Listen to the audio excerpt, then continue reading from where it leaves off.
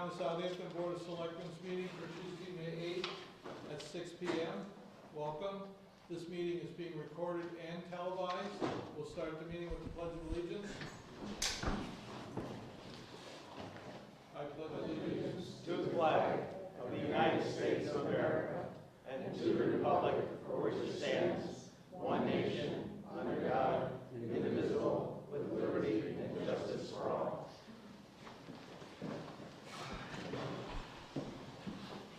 Our agenda says there is no appointments. Our next agenda item is a hearing. It is a dog complaint.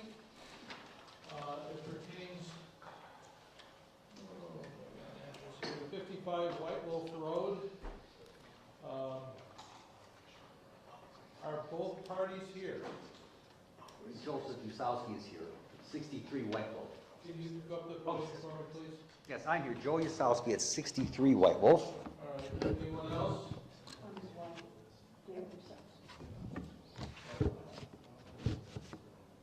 All right. This is a quasi-judicial hearing, so I need to swear you in. Raise your right hand. I solemnly swear to tell the whole truth, nothing but the truth. I do. Okay. Typically, what happens with these types of hearings is we collect the information relative to the offended party as well as the owner of the animal. The owner of the animal is not here, so we're going to do this by ex parte, meaning we're doing this without the other party. So at this point in time, rather than reading all the complaints I'm seeing on the file, I'm going to give a quick summary. Yep. Basically, there was a complaint on this dog in the past. The Board of Selectmen had a meeting on November 28th in 2007, and the board voted to instruct the police department to issue 2 tickets, one for dog at large and one for failure to have a license. Those tickets were issued. It is my understanding that as of yesterday, those tickets were not paid.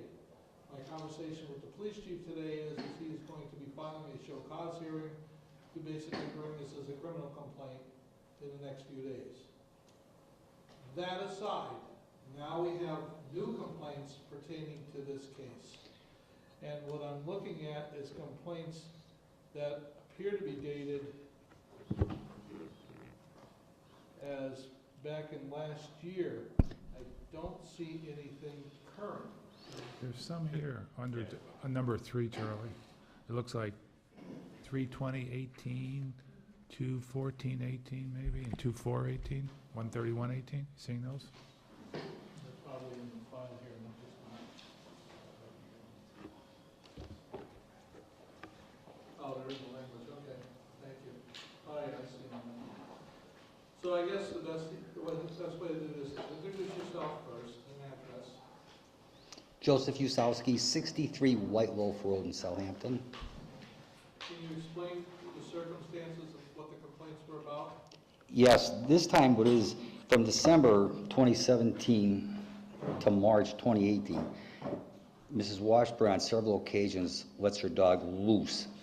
And what they've been doing is they come into our yard and they stand by our dining room window and bark and growl. This happened 4 times. And on 2 other occasions, the dogs kept me up at night. When she lets the dog out at night, if she lets it out for 15 or 20 minutes, I don't really have a problem with that, but it goes on, it's a lot lengthier than that. Me and my wife, we wake up very early in the morning. She's got a yellow lab, and it's very large, and it's very loud. And it's so loud, it's like it's in my bedroom. That's how loud that dog's bark is. But my main complaint tonight is her letting the dogs loose into my yard and barking at me and my wife. Thank you, sir. Oh, just one thing, let me add, sir, please. I filed this report on 3/21/18, and I've got to say, since that day, the situation's been a lot better. I don't know what happened, but since March 21st, when this complaint was filed, the situation's been a lot better. Have they been running loose? Only once. I saw her yellow lab on April 24th in my yard, and it wasn't barking or growling at me, so I don't have a problem with that. Other than that occasion, I haven't seen that dog loose in my yard since 3/21. Then let me ask you this. you wish this board to take action based on this now? Yes, sir. Okay. A quick question. You're at 63 and they're at 55. Is that adjacent to each other, or is it a couple yards away? Her house is right behind ours, Right, okay. because they have a long driveway which runs the side of our property, Yep. and they built the house right behind ours. Okay. I wonder if the 21st of March was when the police followed up with them. The police have not followed up. I spoke to the chief today. Yeah. They're following up in the next Oh, few okay. days.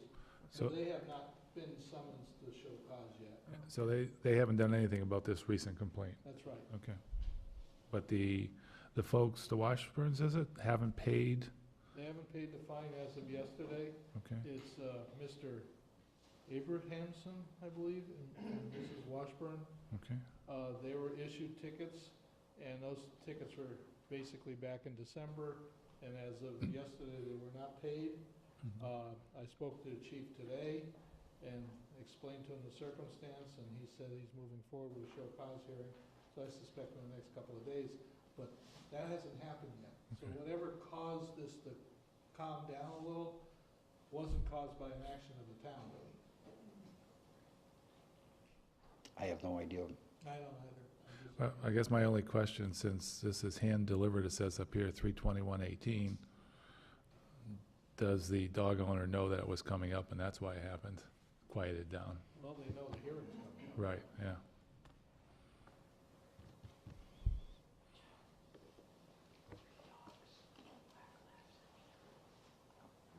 Oh, my wife just said they got 2 black labs and 1 yellow lab, that's all. Yeah, that's what it says here, yeah.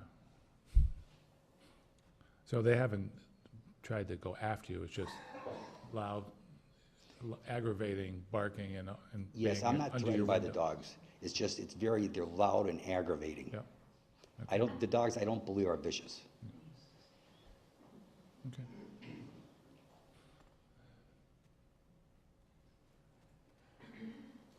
So what's our options? Whatever's going on prior to this obviously has to stay going on because they didn't pay the fine, so what's our options here? My option would be to issue another set of tickets, one for dogs running at large and one for not being licensed. They still are not licensed. Oh, they're not licensed, And okay, even though they received a notice for this hearing, they never came in and got licensed. okay. So as far as I can tell, it'll just calm down a little bit again. I think we Okay. need to issue the tickets again. Yep. Wait the 21 days for them to be processed, and if they're not paid, once again, we bring them to court for show cause hearings. Okay, yeah, they need to license them. I agree, That would be last year and this year, right? Well, last year's is gonna happen now. yeah. Speaking to the chief, this is moving forward. Yep. Mhm. This one needs to be initiated by this board, if this board so chooses to have these tickets issued. Mhm. Yeah, I mean, since they ignored the first ones and they still haven't licensed the dog, I would vote to go forward. And that would be a motion. And I made that motion, yes. And I'll second it. Did our clerk get those motions? Yes, yes. And it was a long time. Some time, this is a new job to me, so. I understand that. That's why I'm trying to pace all this out. It was a pretty long time, too, between the initial tickets and now, so maybe a little bit tighter follow-up. You said 21 days is what is Typically, when typical? non-criminal tickets are issued, they're good for 21 days. After 21 days, if they're not paid, we'll say 30 days just for the sake of, Mhm. then automatically they should turn into criminal tickets, and a show cause hearing should be submitted to the clerk magistrate. And then the clerk magistrate makes a determination if this is found to be criminal. Charlie, people cannot hear you. Sorry. Ice cream cone. Brian, can you turn up the gain, please? Thank you. So you have a motion and a second. Any discussion? No. All in favor? Aye. It's unanimous. Thank you, sir. My hope is now that they're gonna be summons to court from the original tickets, they'll start paying attention. Well, thank you very much. Thanks for coming. Thanks for Thank you. Bye. Can we just ask Janine to keep us updated on whether they come in or not? 'Cause dog licenses go through clerk, right? Yeah, Okay. that's, sure. Okay, I would ask Ed to ask Janine though, because, all right. so this hearing is closed unless there's some other comment. Okay, hearing none, this hearing's closed. We're now moving on to selectmen's reports. Does the board have anything to report? Nope. Sunshine, fair weather, things are good? Okay, There are lots of activities coming up with the Council of Aging, so I just encourage people to check out the newsletter.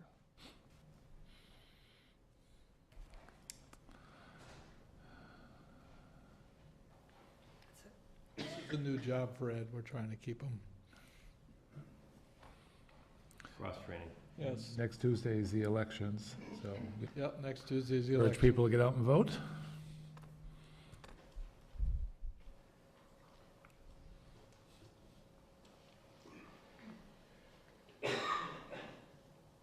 Town administrators report. All right. First up, we have Brian Willett from the VFW and Jerry Paquette, Southampton's Veteran Service Agent, and they are here with a Purple Heart Community Designation presentation for the board. So, welcome. Thank you. Thank you. Hi. Welcome. I don't know all of you, but my name's Jerry Paquette. I'm the Veteran Services Officer for Southampton. This is my 5th year, I believe. Charlie Konecki. Charlie, hi. John Martin? Hi, John. Maureen Groden, I think I met you last year at the Memorial Parade, and your You did. dad. We did, yes, yes. We lost him in August. Oh, I'm so Yeah, sorry. Yeah, it's, Yeah, he that's lived a great good. life, but He I was appreciate a that, yeah. wonderful And he was person. able to, he lived in Chicopee, but he participated in a couple of the, actually 3 of the Memorial Day Yeah. events, a couple parades, and Well, he sat in the audience and just talked about you Yeah. constantly. Yeah. no, he's a great guy. So basically, I'm sure that, I would bet that most of you have been, as you're driving around through neighboring towns, have you seen the Purple Heart Community, Purple Heart Town signs? But we don't have any hung up yet. So this is basically a formal request to more or less get your blessing, so we can have that here in Southampton. This is Brian Willett. I'd like to introduce him and let him present it how he normally does throughout the different cities and towns in Western Mass. Thank you very much. Thank you, Jerry. I'd like to thank the administrator and Jerry for assisting me getting here as far as getting before you tonight, Mr. President. Board members, thank you. And it's an honor to be in Southampton, a town well known for its support of its veterans.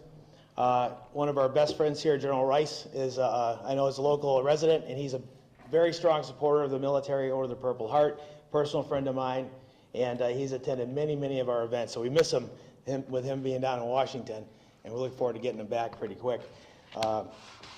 The Purple Heart City and Town program is a companion program to the Purple Heart Trail program. And basically what is required is a legislative body such as yourself passes the motion to become a Purple Heart community or Purple Heart town or city, but generically a Purple Heart community.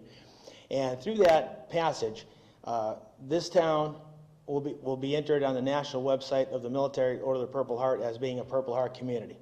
There's no financial obligations to this. I believe Jerry's taken care of that already as far as the signage. The key portion of the proposal is the signage. Through the use of appropriate signage that point to, for all those who pass those signs, it provides a visual reminder that others have paid a high price to live and move in a free society, that others have paid a high price for our freedom. And it's the signage that really makes this program work. And so you see the signs throughout Western Massachusetts. Should Southampton vote to pass this tonight, Southampton will be nearly the 100th community in Massachusetts to become a Purple Heart community. And you're surrounded by Purple Heart communities here. Easthampton, Westfield, Northampton, especially in Western Mass, they've really taken to this quite a bit. And the Purple Heart is a medal specifically for those who are killed in action or wounded in action at the hands of the enemy. Battlefield action, death or injury by enemy action. And it was established by General George Washington on August 7, 1782. The first recipient is actually from Middlefield, Massachusetts. His final resting place is from Enfield, but his final resting place is Middlefield. So Western Mass has a very close tie to the original Purple Heart, which is the Badge of Military Merit. It was reestablished in 1932 by General Douglas MacArthur. And upon its reestablishment, it was made retroactive to April 6th, 1917, encompassing the First World War. Since the Purple Heart designation, over 1.8 million Purple Hearts have been awarded, nearly 1 million of them in World War II, 150,000 during the Korean War, 300,000 during the Vietnam War, and over 55,000 since 9/11. Our organization here, the Military Order of the Purple Heart, was established in 1932. We were chartered by Congress in 1958. The Western Massachusetts chapter, which I represent, was formed in 2012. We have about 100 Purple Heart recipients in our ranks. Our most senior member was wounded in the Battle of Metz in November 1944, and our most junior member was wounded on April 2nd, 2011. That's my son, Kevin. We have 2 sets of father and son Purple Heart recipients, and we're quite a proud group. And so as these Purple Heart towns come up through Western Mass that we support, it provides a way to additionally honor our Purple Heart recipients throughout the year. And specifically, August 7th is Purple Heart Day. It's nationally recognized. So in the proclamation, we requested August 7th be recognized as Purple Heart Day by the town. And that's something I would work with Jerry and the town folks, the Boy Scouts and other town entities to promote and support. And so I think that's pretty much the broad picture of what this program is. And I'd open up to any questions you may have about it. Can I answer any questions? Oh, you have signs that are going to be posted at entry points into the town, is that it? That is So the designation- concept, and I believe Jerry's already taken care of that. So a lot of times when we come to the towns, we haven't gotten to that part, and the signs are either paid for out of existing budgets that the town may have, they're donated by civic organizations, they're sponsored by Purple Heart families, etc. But I believe in Southampton's case, they're ready to go. So the issue of signage is not an issue. Yeah, we have 4 signs, and I was hoping to have this meeting before we got the signs, but everybody's busy, including myself. Yeah. Memorial Day, I really wanted to have them up before Memorial Day Yeah. this year. It's something I'm wanting to do for a long time now, and it's just kept. And you have them physically yet, or? Randall, yes, they're at the Highway Department. Randall has been very supportive, and he's not hanging them yet because we just need, Right. Do you need authorization from DOT for Route 10? Randall's taking care of that. Okay. So I just- he mentioned that too, so, Yeah.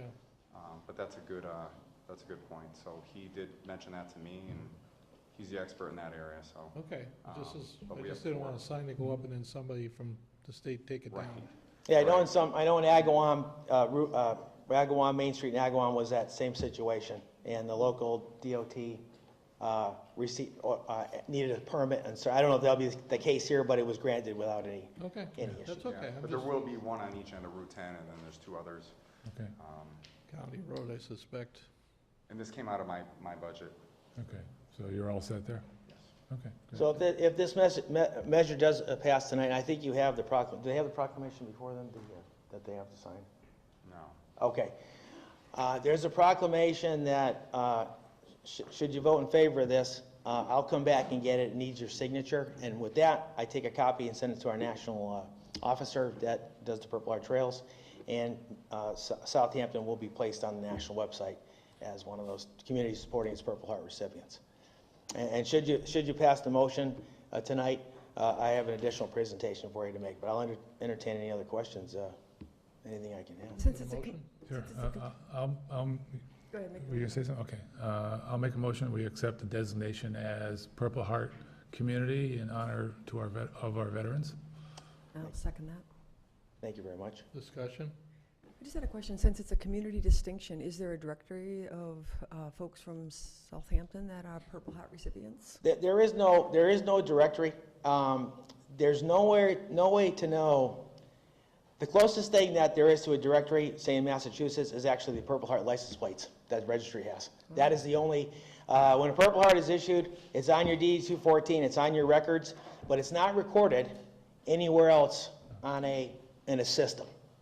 And nationally, they are attempting to create a Valor Award national registry. It's in its early stages, and they're starting with the highest medals, such as the Medal of Honor, Silver Star, and they're working their way down to the Purple Heart.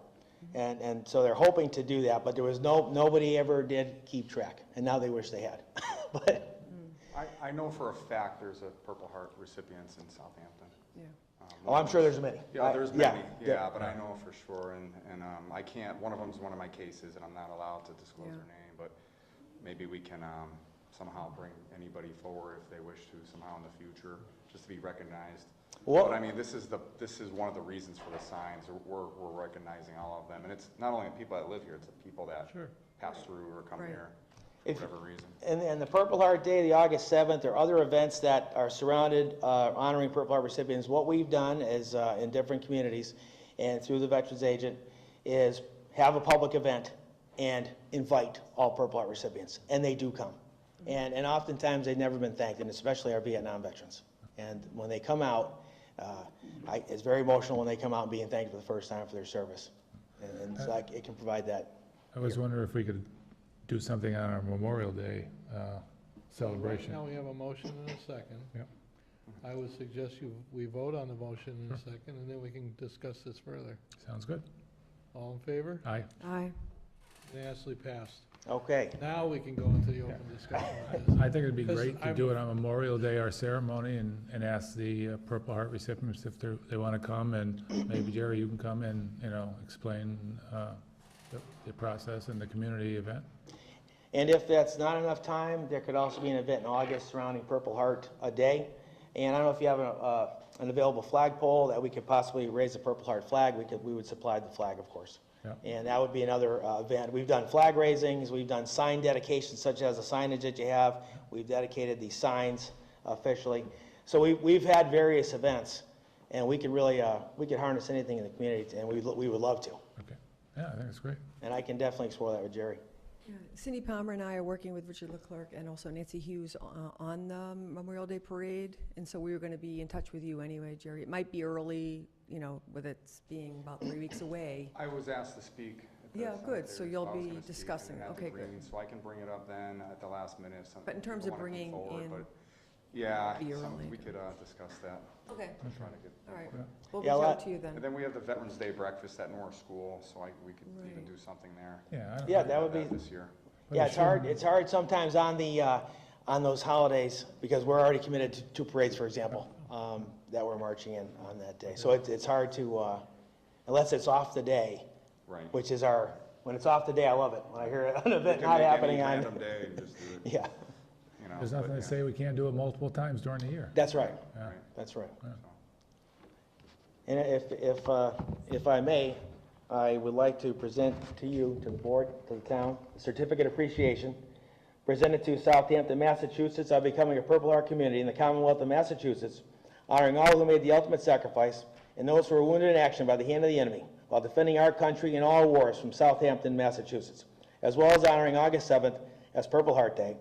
Signed this day, May 8, 2018, Brian Willett, Commander of the Military Order of the Purple Heart. So I really appreciate this, and I also have if I may, at this time, if I may approach.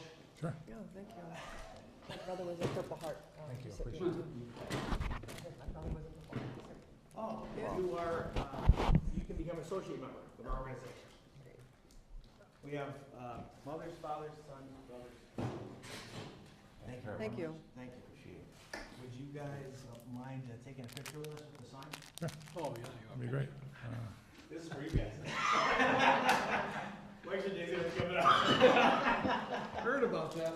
Part of that Southampton thing? Yeah, that would be the best thing. This is my official photo op sign.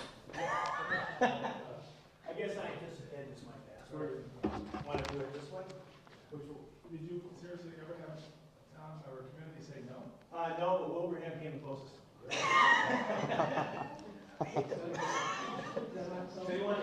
So, but you need to be in that picture though, too. Okay, oh, all right.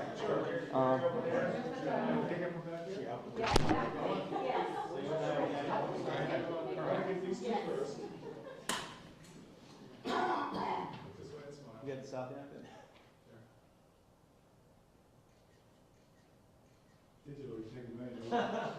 You all gonna get it?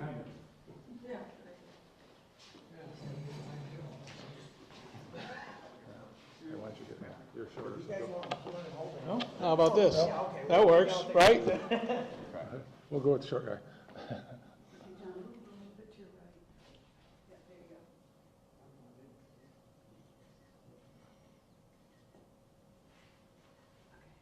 Thanks, Dad. I like that. Thank you, Joe. Appreciate it. Yeah. Everybody Yeah, thank you. Thank you, thank you. Happy forgotten. Really thanks for the photo. It's like, oh, shoot, yeah. That's okay. That's okay. Cheers. That's the nice part of this job. You know what I like? It's not even on the agenda. It's just like, oh, let's just do this. That was wonderful. It was great. Jim's gonna be sorry you missed it. Town administrator report? All right, continuing. The appraisals for the Glendale Road easements for the road improvement project have been received by the town. We are preparing the letters of offers to be sent out to the property owners. There will be a meet the candidates forum for candidates running for the office of selectman held this Thursday evening here at the Southampton Town Hall in this first floor meeting room at 6:30 p.m. And a reminder to everyone in attendance and watching from home that the annual town election will be held Tuesday, May 15th from noon to 8 p.m. in the Senior Center at Town Hall, 210 College Highway. The Massachusetts State Lottery is offering a Keno monitor to Stop and Save at 247 College Highway. If the town, via the Board of Selectmen, wishes to object to them receiving a monitor, we must do so in writing by May 18th.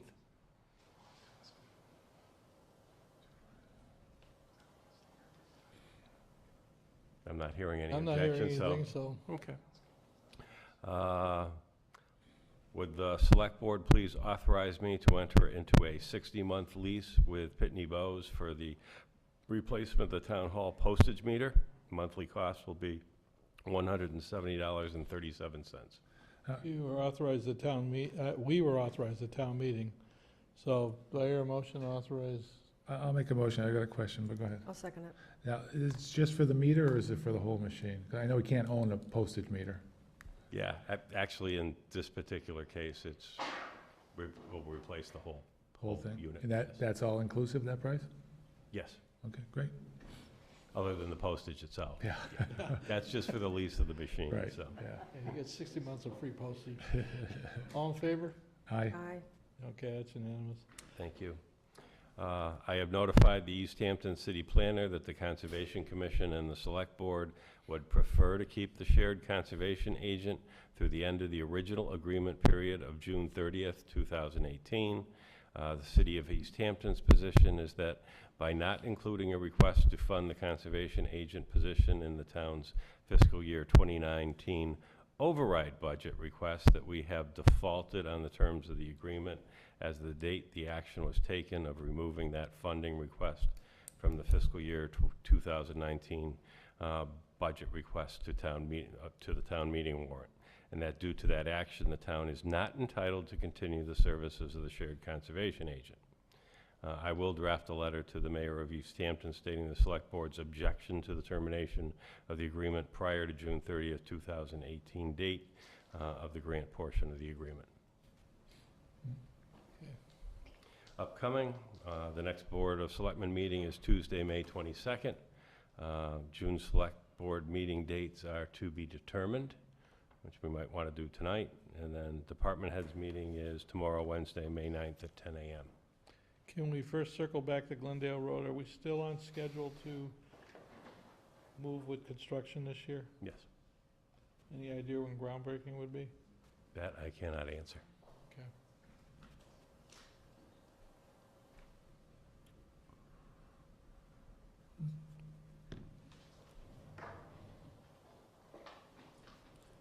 Does the board wish to pick a date for the selectmen's meeting in June? Yes. Well, if we stick with the other, every 2 weeks, it would be June 5th, 19th. How are those dates?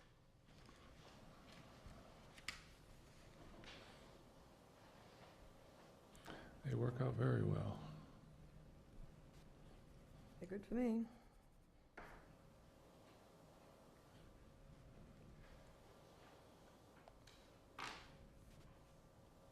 I will not be around the week of June 5th. But Mr. Labrie is recovering well and should be back in the thick of things. And hopefully we will have, we better have, another person sitting there. Yeah, we will. Okay. Let's go with that for now, then. Hmm?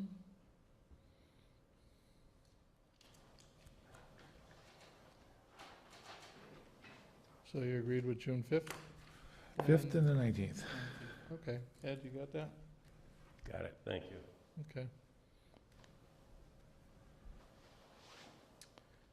You all set with your administrator's report?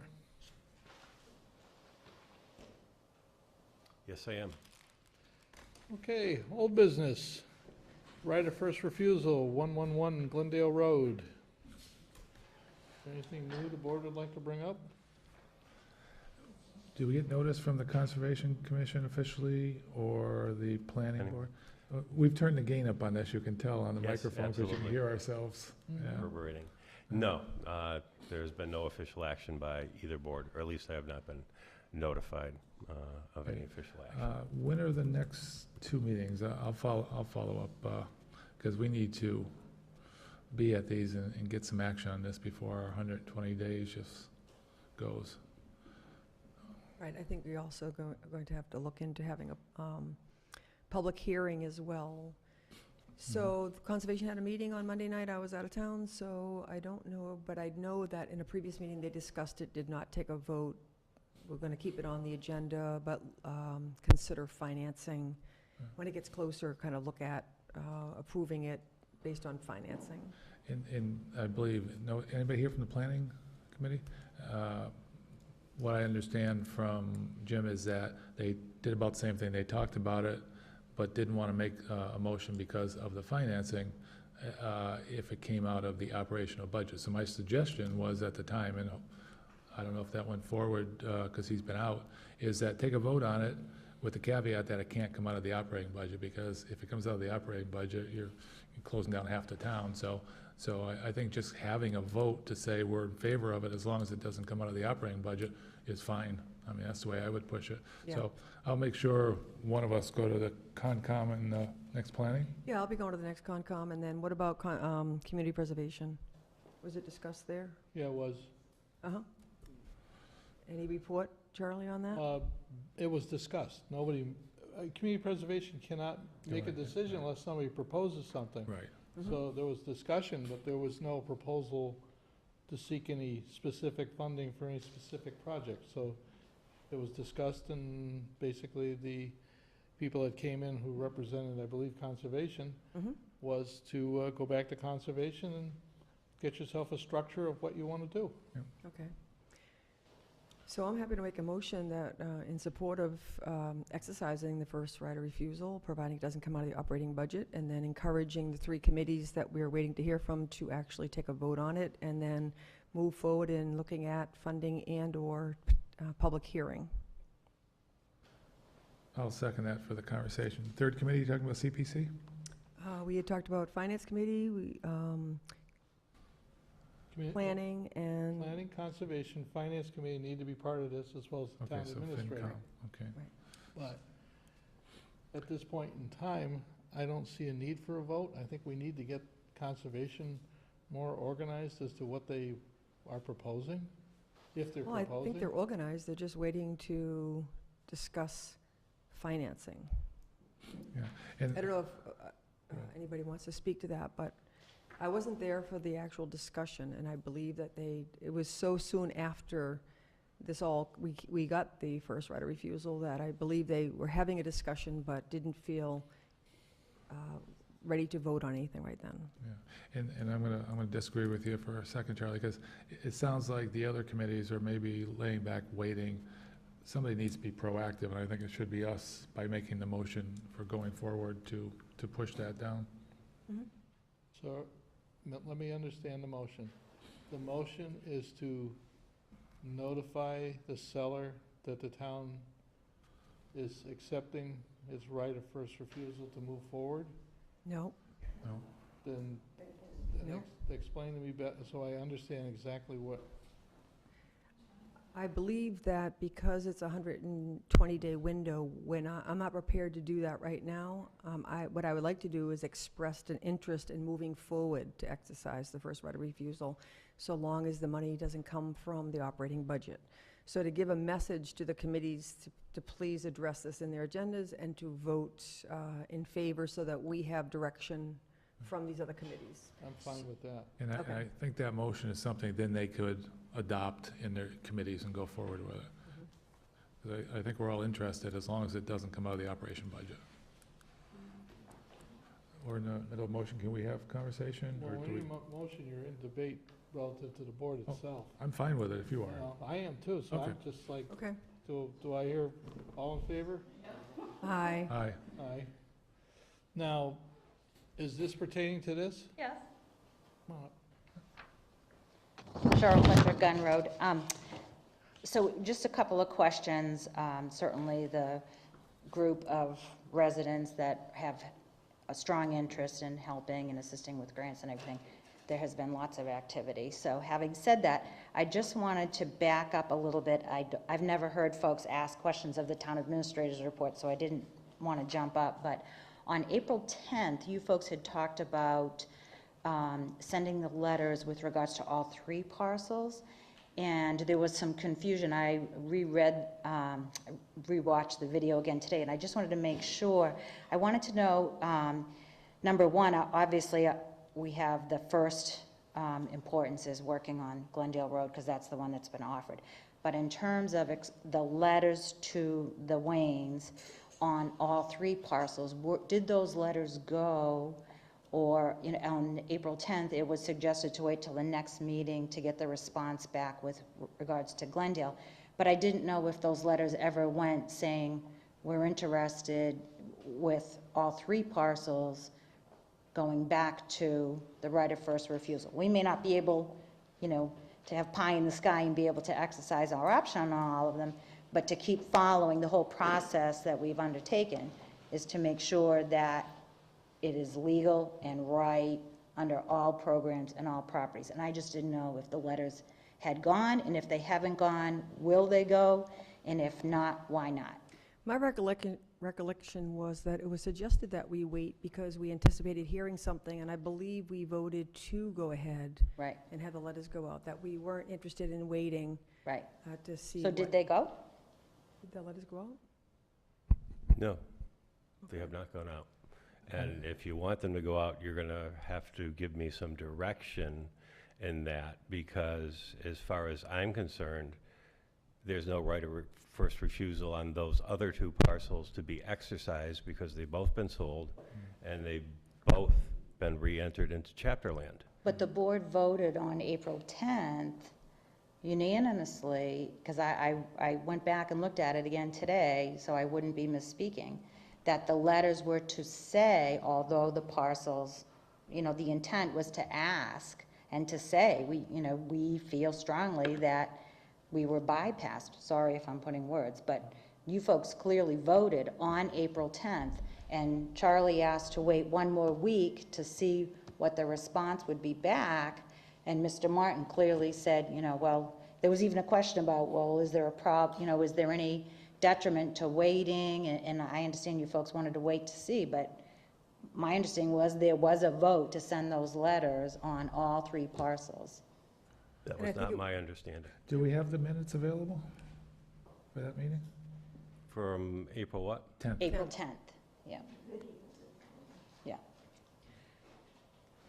And I do believe it was in response to what we were told from our attorney Right, what we could do or not. right. And so when we heard that we could send a letter out in spite of the transfer of the title, reminding the seller Correct. of the importance of offering this to the town, I do believe we voted in favor of sending that out. Because we actually thought the letters had gone, because it had been voted upon. Yeah, I actually thought the letter had gone out too.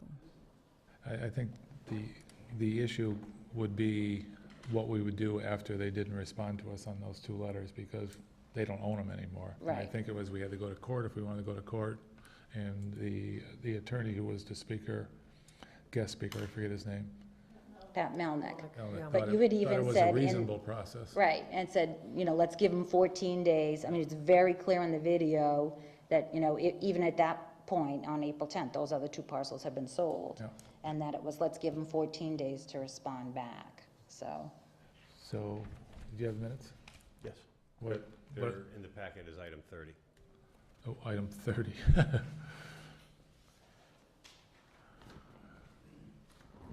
First did we item 30.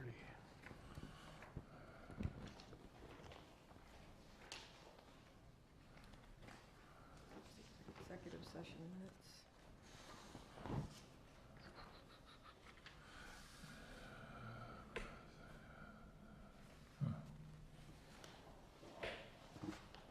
All right, these minutes have not been approved, correct? Correct. Do you have it in the physical packet or online? I got a physical Oh, packet. okay. They're online, too. Yeah. They're in the packet here? I just had the executive session minutes. No, for No, they're not here. you and John, they're online. Yeah, I'm not seeing an item 30, that's why I ask. Would you like me to read this? Yes, please. Okay, I underline the fact these haven't been approved, but I'll read it. It was under new business, action discussion, Chapter 61 land discussion. Ms. Groden and Mr. Martin discussed the Chapter 61 forum that was held at the North School. Approximately 175 people turned out. Town Attorney Katie Klein was there and talked about the intent and the right of first refusal. The forum was taped and is available for viewing on the town website. Letters were sent to the owner of the 3 parcels, College Highway, Glendale Road, and Farmer Road. The town will notify that a response was mailed to Mr. Gibson today on the Glendale Road property. The town can go back and look at all these properties by a court injunction. Ms. Groden felt that there are varying interpretations of whether the town is entitled to get the right of first refusal or not, and what constitutes intent, and would like the board to proceed with the town's best interest. Mr. Martin agreed and would like a process moving forward for any other land that may come up. So just circling back to that, there is a sentence in here that says the forum was taped, letters were sent to the owners of the 3 parcels, College Highway, Glendale Road, and Farmer Road. And then a motion was moved by Mr. Martin and seconded by Ms. Groden, directing the town attorney to send a letter notifying the seller of these 3 parcels, College Highway, Glendale Road, and Farmer Road, that the town does not feel that they got their right of first refusal and are asking for it now, given 2 weeks to respond conditional on anything changing from the letter from the seller, Glendale Road. It was unanimously affirmed voted. Charles Konecki would like to wait to get a response from the former road property until next week meeting before proceeding. Ms. Groden already sent a letter reminding the seller, former Glendale, on Chapter 61 obligations. Mr. Gibson, I'm sorry. This was already sent a letter reminding the sellers of former Glendale on Chapter 61 obligation, right of first refusal.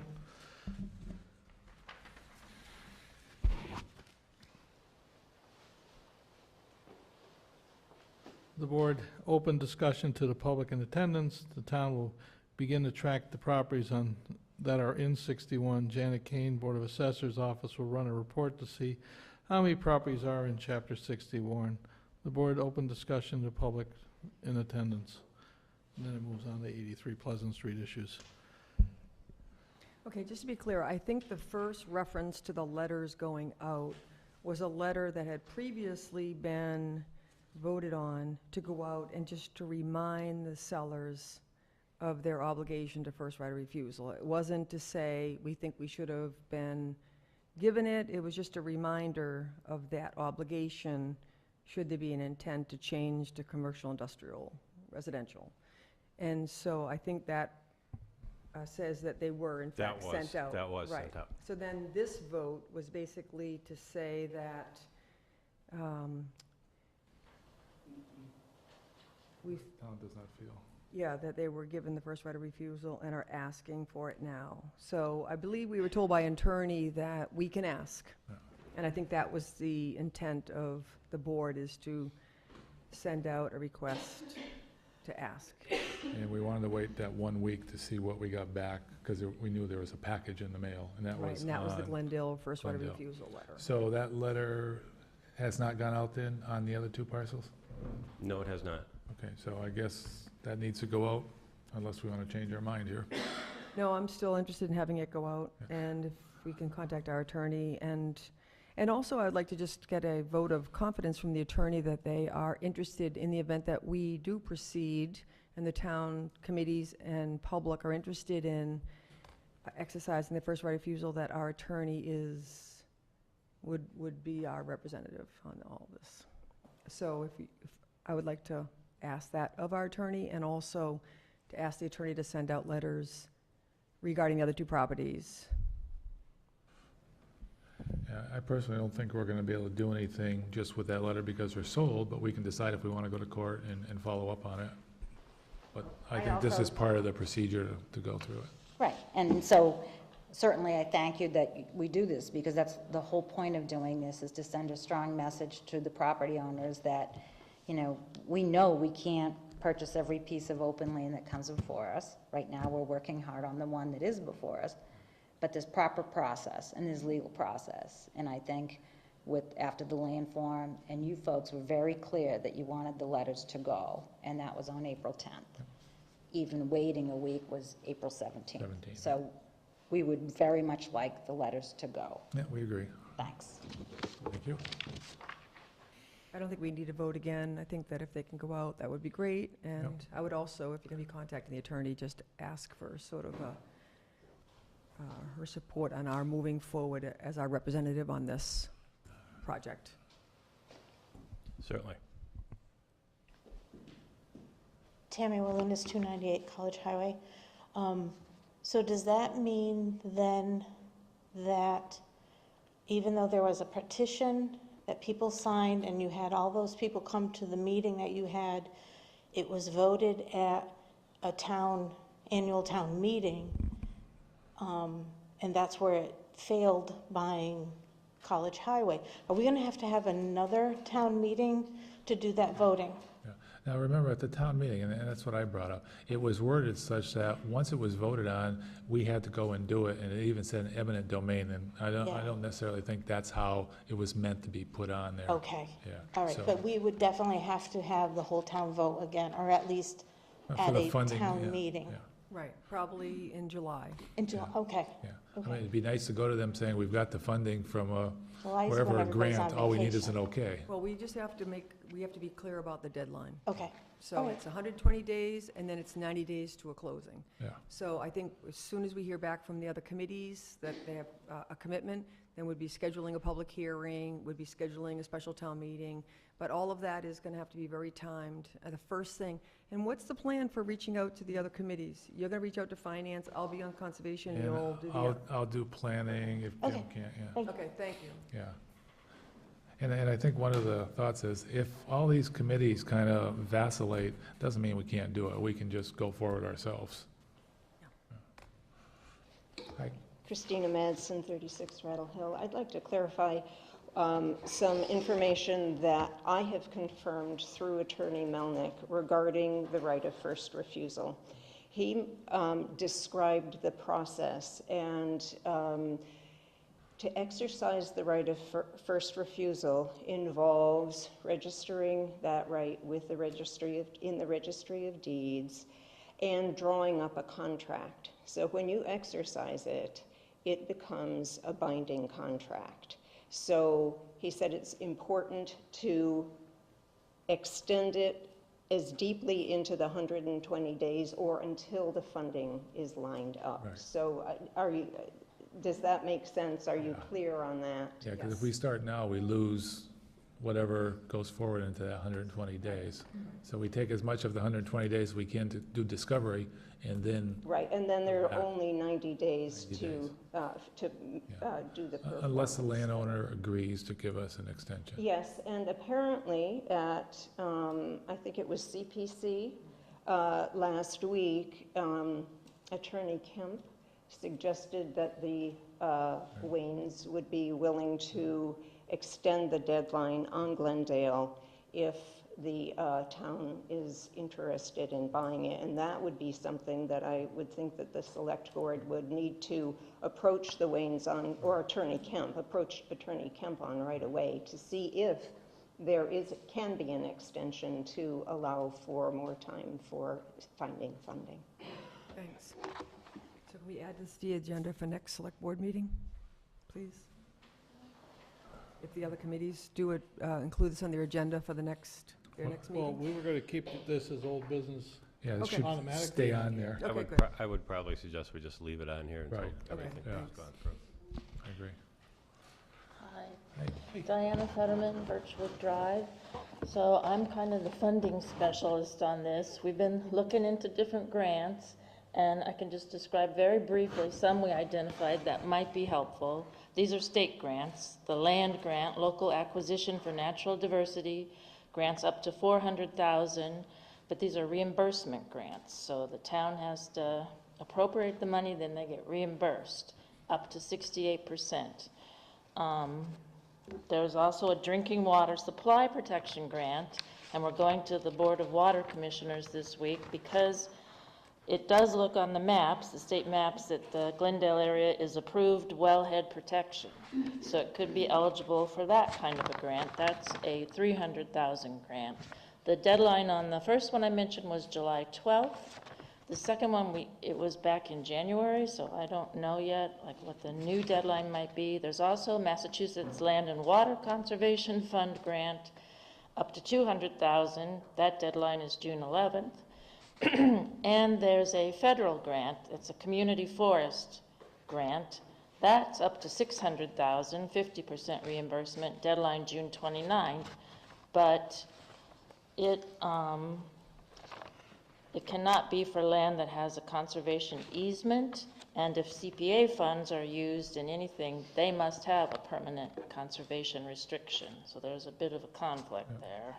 But that's the money that we're looking at. But any of these grants that would be applied for would have to be through the Conservation Commission, and it's a pretty arduous process. So is there any way that the Conservation Commission could get grant writing help, whether from this agent who's now in dispute, I guess, or can we access PVPC as a resource for grant writing? Or? Why don't we let Conservation discuss that? Right now, we have the agent until the end of June. Maybe, Hopefully. maybe, yeah. Hopefully.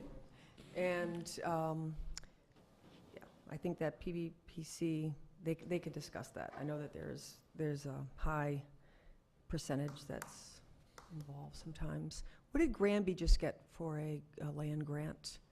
I just read that in the paper. They just got, conserved a good amount of land. We'll look into that. For any of these, we would need an appraisal. So would the select board be able to fund an appraisal?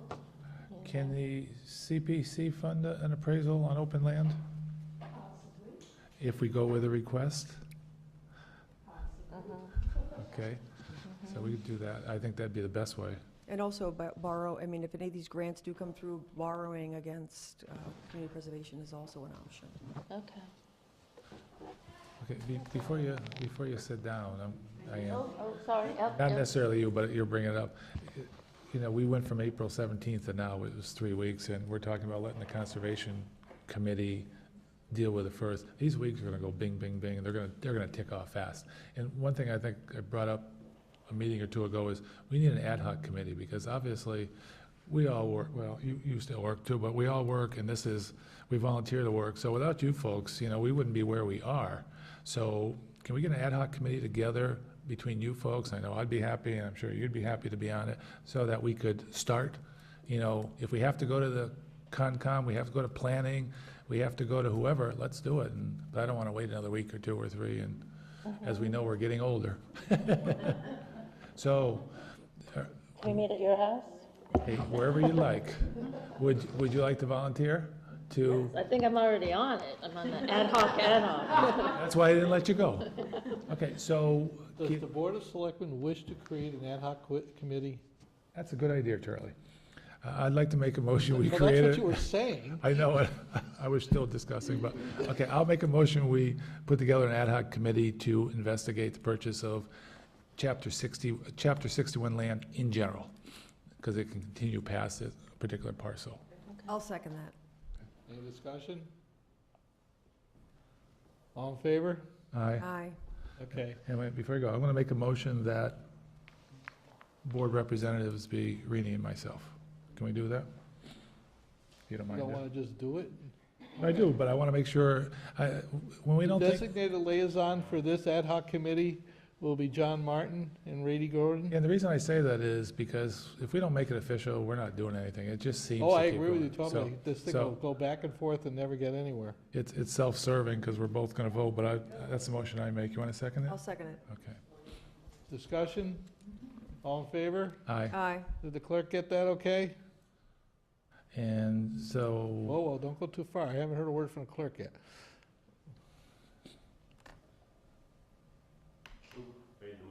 I did, I seconded it. yeah, Unanimous. okay. So the next step would be, let's put a meeting together. And do we have community volunteers? Of course we do. I mean, the whole committee has been working Yeah. very hard on all Yeah, this. is that an and official? Join on their committee Okay, and so we'll anybody else. just, how about if we bring those people to the first meeting, we can make it official, sign them up and do all that. So who would like to take the lead on setting some times up or letting us know? We're meeting every Monday right now. Every Monday? Okay. And I could also say that right now I'm expecting a call from Mark Walmsley. Yep. From Okay. Kestrel. That was what I was going to say. Don't ignore Kestrel. Kestrel was involved in the Granby land, by the way. It was just in the paper, like, Yeah. So we're trying to line up a meeting with the group and Kestrel with Mark Walmsley and the executive director there. So as long as it's a formal committee now, I would urge us to start that way. sure. Yeah, I agree. What Now- time is the meeting on Monday? Oh, Are you waiting to hear our from? usual meetings are 7 o'clock on Monday. Can I ask a Are you question? meeting at any of the municipal buildings because you're going to be an ad hoc committee, open to open meeting law? That's fine, that's fine. I'm, one question, I'm out of town next Monday. Normally Monday's good. Is there another day that we can do it, just so I'm there? I can go Monday if you want to catch the next one, just because if they're already inviting someone to come. Well, we don't Oh. know whether Mark, we have to hear from Mark. Okay. And I think that's actually going to be a late afternoon meeting. Okay, Oh, really? Okay. because we don't have a board meeting next Tuesday. Right, or we have Wednesday. the election Tuesday. Yeah, that's right, too, okay. I So, can get back to you as soon as I hear from Yeah, Yeah. okay, why don't you do that? yep, I think, let's get this going and done with. Okay. Thank you. April West, 54 Strong Road. Just to clarify, because I did my timeline today, the special town meeting that needs to be held will need to be held prior to July 12th. That's 91 days from April 12th. And we'll need to have the legal work with the purchase and sale agreement completed by August 1st. That's 111 days From when we got from notice. when we got notice. Your August date again? July 12th and August 1st. So And you- that will give us a couple of days for you folks to have a meeting to actually pursue the right of first, vote to pursue the right of first refusal. Now, my understanding was 120 days from the time we got the notice to inform them of a decision, then 90 days to do a Correct. purchase and sale and funding. Correct. So you have a purchase and sale on August 1st, that's 100 and, 11 days. Okay. I mean, these are, just so that you have in your minds kind of deadlines. but are you saying we need to have a purchase and sale in effect then? I thought we had to notify them within 120, then we had 90 days after that to put a P&S together. When you notify them that you're going to exercise the right of first refusal, Yeah, then it should be accompanied, at least from what I've read, with a purchase and sale agreement. okay. I was thinking different, so if that's the case, it just brings it up closer. Mhm. Okay, a special town meeting, what kind of notice do we need? I mean, you're only looking at a couple of weeks, but the real question is, does the town need to vote for notification of right of first refusal? Because my reading of that was the select board did that. Before we enter into a purchase and sale agreement, because once we That will sign be- it, That will, but if we, as the select board, vote that we are exercising a right of first refusal, yeah, that's fine, then the clock ticks for the next 90 days for the purchase and sale. right, That's when you're gonna need the town meeting. good point, yeah. That's not what Attorney Melnick has informed us of. And I would suggest that town council be Right. very much involved in this, so you get the right information. Then I would suggest your ad hoc committee put together a list of things that need to be Right. addressed at town council, bring it back to this board, Yep. so that we can do that. I agree. Yep. Yep. And I would urge too, because time is so short, that negotiations with the Waynes start immediately about a possible extension, so that there is more time to come up with funds, And as I- long as they have suggested a willingness to do so. I would caution the board that the board members do not engage discussion with the Waynes, because I got accused a number of times of having discussions with landowners, and that I was not appropriately supposed to be doing that, and it should be the town council doing Yeah, that. I was gonna say, we're not gonna do it, town council will No, do it. town I'm council just, would. I'm saying it because I don't want you guys to get caught in what I got caught in. Yeah. So can you put all that stuff on the agenda for Monday's meeting? Wayne extension, well, it'd be a good way to formalize it and bring it back. I think we need to be as formal as possible, You pardon? here Wednesday? I'm here Wednesday. So if Monday doesn't work out, we're both available Wednesday, okay? That's Wednesdays. Okay, We'll get that. just in terms of Okay. Mark. And you're Yeah. gonna post a meeting And he because may it's not a be legal available then, but committee now. Okay. Yeah. anyway. Okay, so you'll let us know? And we, as Charlie's just saying, we gotta post a meeting. So we need 2 days, no, Well, does Wednesday next week work? Let's plan that, and if that's convenient for Kestrel, fine, otherwise it will be just us. Okay, so Wednesday, 7 o'clock? Yes, and it would have to be here, yeah, correct? yep. And we have to post it with the town clerk by Monday. 48 hours. 48 hour. Monday, that would do it, yeah, that would do it. Thank you, Okay. thank you for all your Now, work. are you gonna post it? Again, I don't wanna drop the details. Can you do that? It's not a familiar process to me. It will be after Wednesday. I'm learning a lot, and I'm happy to learn more. Okay, But what, for this first time, if you would kindly do it? okay, sure. What are we calling the committee? Chapter Lands Committee, how's that? Chapter Lands Committee, we don't have a formal name, and this is now a formal We, ad hoc committee, so it would be up to you to name it. Okay. I'm in agreement All with right, you. well, we'll take care of a lot of business then next Wednesday in terms of membership and questions back to the board and our attorney and all of that. yeah, and we Good for need, now. well, we need a name so we can post it. Chapter Lands, everybody all right with that? Chapter Lands Committee? That's not the most glamorous, but All right, call it something else then. how about Chapter Land Review Committee? That's Chapter Land fine. Review Committee? Don't you need a vowel in there? No, Vanna, we don't. I really don't, Tell you what, I'm I putting really it, don't have a lot of ownership. I'm putting up as Chapter Land Review Committee, and at the meeting next Wednesday, you can vote to change it. How's that? All right. 7 And you'll o'clock Wednesday. contact Janine, right? Yes, 5, Thank you. what's the date? 16. 16. I want to say the 15th. Oh, okay. Wednesday, yep.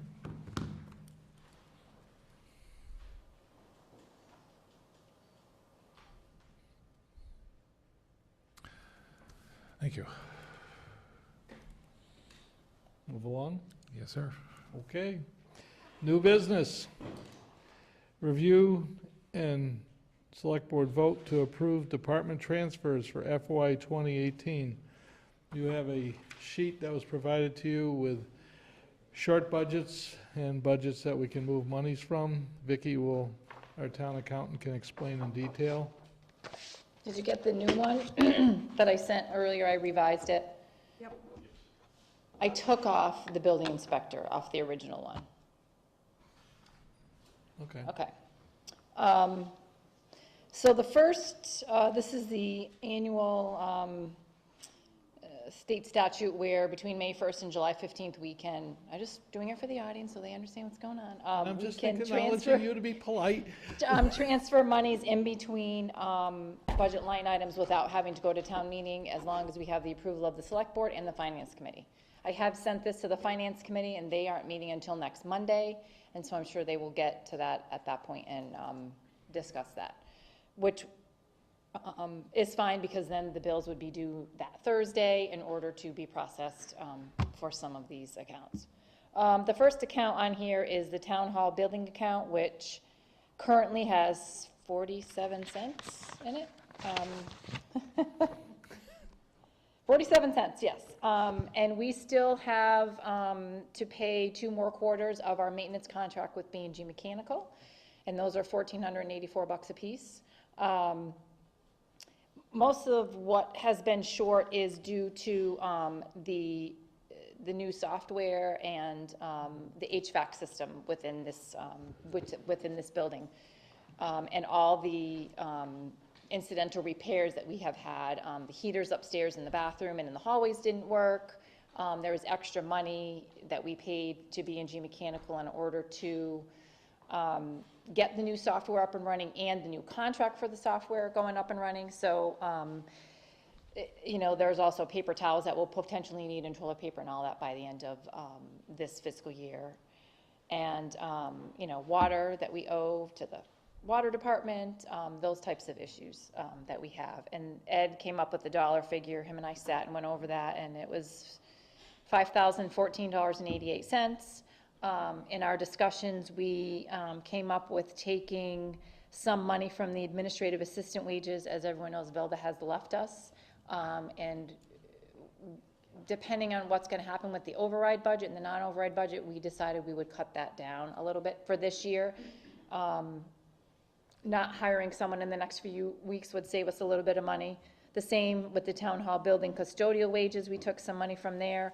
Our town hall, the custodian has left, and there's paperwork in process to hire a new one, but it's going to take a little bit of time, so there'll be some money saved there that we can apply to the building expenses. There's money in admin expenses that Ed said that he'd be willing to transfer over there, and then money from technology equipment and technology services. Currently, we aren't in any need of any in the next 2 months. We don't anticipate any equipment that we are going to need at this point. So that should take care of the town hall building expenses. The next is general highway. I sat with Randall, the highway superintendent, and we went over things that he would potentially need for the end of the year, and most of them are monthly expenses, his gasoline bill, diesel, and regular fuel. We have 2 more months of that left. He has his Verizon cell phone bill that, you know, we pay monthly. We have 2 more months of that. We have some compliance reporting that he has to do on those tanks that are sitting in the ground at the highway garage. We have boot reimbursements that we owe some of the highway workers that are in their CBA contract. And so after sitting with Randall and discussing all these, we came up with a figure of about $10,000 for the things that currently he knows he has to pay. It doesn't count for anything unforeseen. But we went through and did the average of what he has left in general highway wages, and we were able to take the $10,000 from the wages to the expenses. Now, if anything major comes up between the next 2 months, we would have to sit down again and kind of go through those numbers to be sure that we had enough money in wages for the end of the year, but we might be able to take some from there if that were to come to pass. Can I ask you a question? Yeah. It looks like the highway wages are overdrawn, the expenses aren't. And I think you just said it the opposite way. Oh, yeah, you're, yeah, I did, yeah, this is, yeah, you're right, this should be backwards, sorry. Yeah, the highway wages are gonna be overdrawn, and I'm taking them from the wages, so, From the expenses. yeah. No, it should be, this is backwards, sorry. The highway expenses are short. So this is backwards on here? Yes, Okay. yeah, I'll correct that. Yeah, the highway expenses, we need more money in, and the wages are gonna cover Okay. that. Yeah, I'm looking at the actual expense report that you sent to me today, and it says the winter road wages are 119% over budget. So you're saying that the wages, For or you're general. flipping them? yeah, so general highway expenses is what's short. We can legally overspend winter roads and winter wages, as long as it was declared, which we did declare that, and as long as we had budgeted the same amount or more than the previous fiscal year. What happens is, in previous years, Randall has done a very good job in cutting back his budget, not probably doing projects he should have, or not having time to do certain projects. We were able to cover those deficits. This year, I don't think he's gonna have that in his budget, so we will need to find, hopefully, somewhere in this budget for 18 to cover those deficits. If we don't, they have to go on the tax recap, and we need to raise them for next year.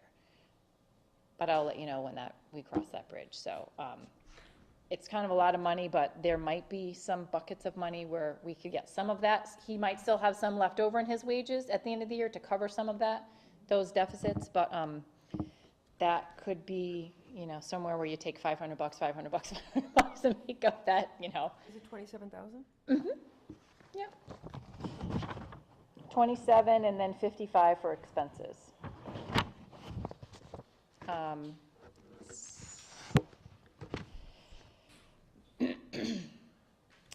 So the next line on here is assessor software. It's $70. Originally, when the assessors came to pay their software bill for their vision to work it out, they wanted to split it between regular expenses and software.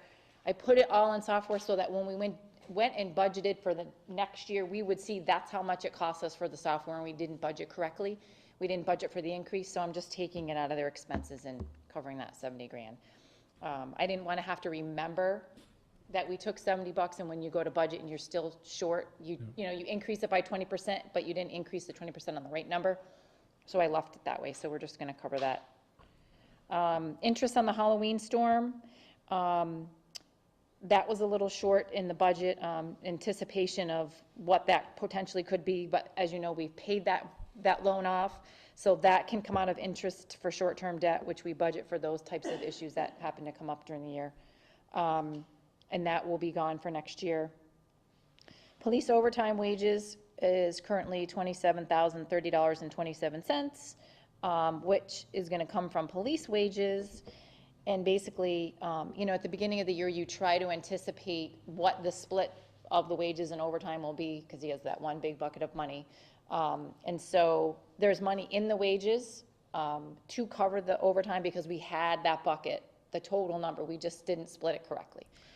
And we also will be getting some money back for the resource officer that goes to Hampshire Regional. Currently, we're owed like $2,100, and that's just for March and April. We're still waiting for May and June, which will also offset whatever we might spend for May and June. I don't know if you know the answer to this, but we've got so much extra in regular police wages, yet we're paying overtime to, obviously, a lot of officers. Is there a reason for that? It's just the way we split it. We try to anticipate how much overtime out of those wages that we're gonna need. Yeah. So you get $680,000 or whatever the figure may be, and you think, well, I probably might spend 50 grand in overtime. So you take it out of there and put it in overtime, so we can see how much we're spending. Which in, 2 years ago, Mike realized how much he was spending and got approval for another officer, which was a lot cheaper than spending the overtime. Right. It's just the split between the two accounts and how we split it. Why would there be so much Yeah. variability in, I can understand overtime, but why would there be so much variability in actual police wages? What do you mean? Why wouldn't that be a pretty, we have coverage around the clock, Yep. why would it be so variable around just the wage line? I can understand overtime, that there might be some things that come up or whatever that would make that variable, but I don't understand why the wages wouldn't be more constant and predictable. Yeah, there's so many shifts, so many officers, X amount of dollars. It all each. depends on who's on those shifts, the new officers that came, how much they get paid. I mean, when Mike and I go through his budget, we do a pretty detailed anticipating an average of what those officers might make and what they might have for shifts. And that's kind of how we come up with that, I think you're that gonna figure. find some of this has to do with investigations that go Yep. forward. That If someone is are out. not- Then they're not in a regular scheme of the day-to-day operation. Mm-hmm. And there's been some, as the chief said a couple of weeks ago, a number of very large investigations going on in this town. I think our question's on the regular wages, not the overtime, correct? Well, the problem with the overtime is it's just an island amount of money that's the best guess. Yeah, again, the question was on regular So we police used to wages. take whatever he would get for wages and it would be in one line item. Right. And then you'd have to go digging to figure out how much the overtime was. We decided to pull it out so we would know how much money we were spending in overtime. So I think it's just a case of not anticipating how much overtime you could have that you took away from the regular wages. The regular wages are pretty consistent, I believe. But it all depends on what comes up in terms of, like Charlie said, investigations and whatnot. And if you don't have part-timers to fill those spots, you have to pay those regular policemen, the full-timers, overtime. And so, and usually he likes to have a full-time officer and a part-time officer. So if two part-time, they're not really comfortable with how the shift works and whatnot. So it's really just a split of a total line of wages. But So have the two line items been adjusted for fiscal 19, like lower regular wages, higher overtime? we try to anticipate he tried to anticipate what potentially could happen next year. Yeah. So, you know, I mean, we could keep it, just throw it in one big bucket again, and you wouldn't have any idea how much overtime there is. It's just easier to keep track of if you separate it out. And if you can look at it and say, okay, we spent 80 grand, but it was because we had these anomalies, great. But if you did it because you can't keep filling shifts, well, then you need to hire another police officer. Right. So that's kind of why we did it that way. I'm not quite sure if I answered that question, but maybe the chief could answer it a little better. I mean, he's pretty good at being consistent with what he needs. But the money is there in the police wages. It was just how we took those two dollar amounts and put them in those two different accounts. The tree warden has a bill for $2,756 of some trees that were getting ready to fall down on Rattle Hill, I think. Let's see. Rattle Hill Road, and obviously he needed to take those down because they're a liability to the town if they fall on someone's property or someone's vehicle. And so that bill would need to get paid. And I did take it from the principal assessor's salary line item. I did talk to the assessors, Janet, earlier about this. There's $25,000 in the principal assessor line item. Not anticipating that Mike was gonna leave us so soon, God bless him, that we would have that money left over. Now Martha, even though she's taking over some of his duties, those charges for those duties are being charged to principal assessor, and her other duties are being charged to the other line item. So there'll be probably $20,000 by the time we're done in the principal assessor line item. Usually I like to stay within the same group of accounts, but since the tree warden's kind of all by himself, that was a pot of money where even if I took this money and the assessors needed to do some more maps or consulting or whatnot, there was money for them there to transfer into those other lines for them to do their operations for the rest of the year. And that's what I have for this round. More to come.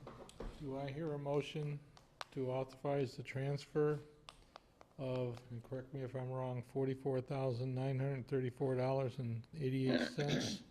No, From- 44, it's, here, take this one. Yeah, take away the building. The building, I took the building off, because in doing some research for the Okay. plumbing inspector, we realized that some of his classes had been coded incorrectly, to the building inspector.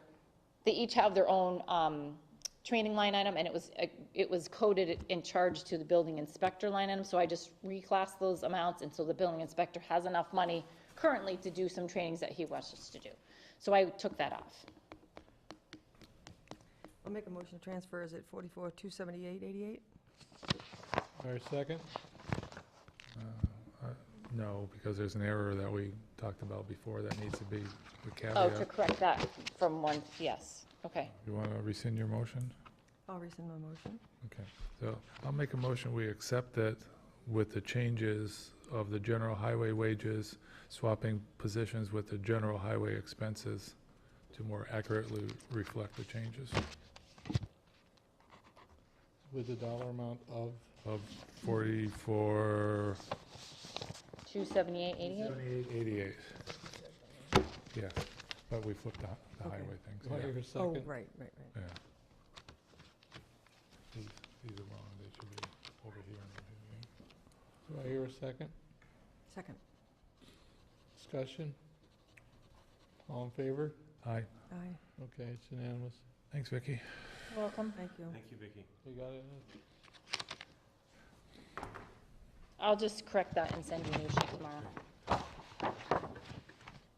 revised, and that was another one. I know. It's in our packet. Yeah. Okay, next thing on the agenda. Velda Goldberg resigns from the Bylaw Review Advisory Committee effective April 27th, 2018. Velda, you will be missed. I understand you've moved on to a life down south. Is there any action we need to take with this, Ed? Yeah, and we mean down south in the States. South, yes, in the States. Just want to, she's still with us, but moving in the warmer climates. Already sent me an email saying she's still Well, watching you what I'm said doing. she passed on or something like that. I don't want people to think she's.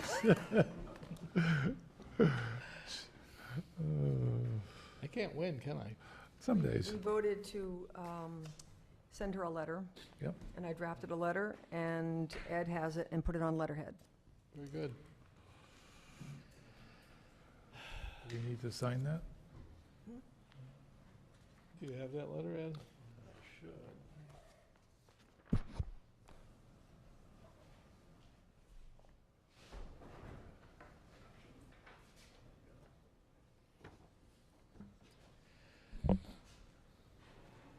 Well, Randy, you wrote it, right? Why don't you read it that way? What's that? You wrote it. I want you to read it. Drafted it. He sent it to me today, so it's, I already read it. You want to just sign it all? I He thought might it'd be read it out nice to loud. hear it Oh, on the read out microphone. loud, yes. All right. Dear Velda, the town of Southampton is tremendously grateful for your dedicated service as the administrative assistant to the town administrator and as a member of the Bylaws Review Committee. In these roles, you were consistently organized and thorough. We especially appreciate the stability you provided during transitions in the town administrator position. Whether you were dealing with the public or town employees, you're always extremely pleasant and responsive to those who came into the office. We are sad to see you go, but we wish you the very best with your move. Thank you again for all you have done for Southampton and for us as members of the Select Board. Very sincerely, the four of us. Very nice.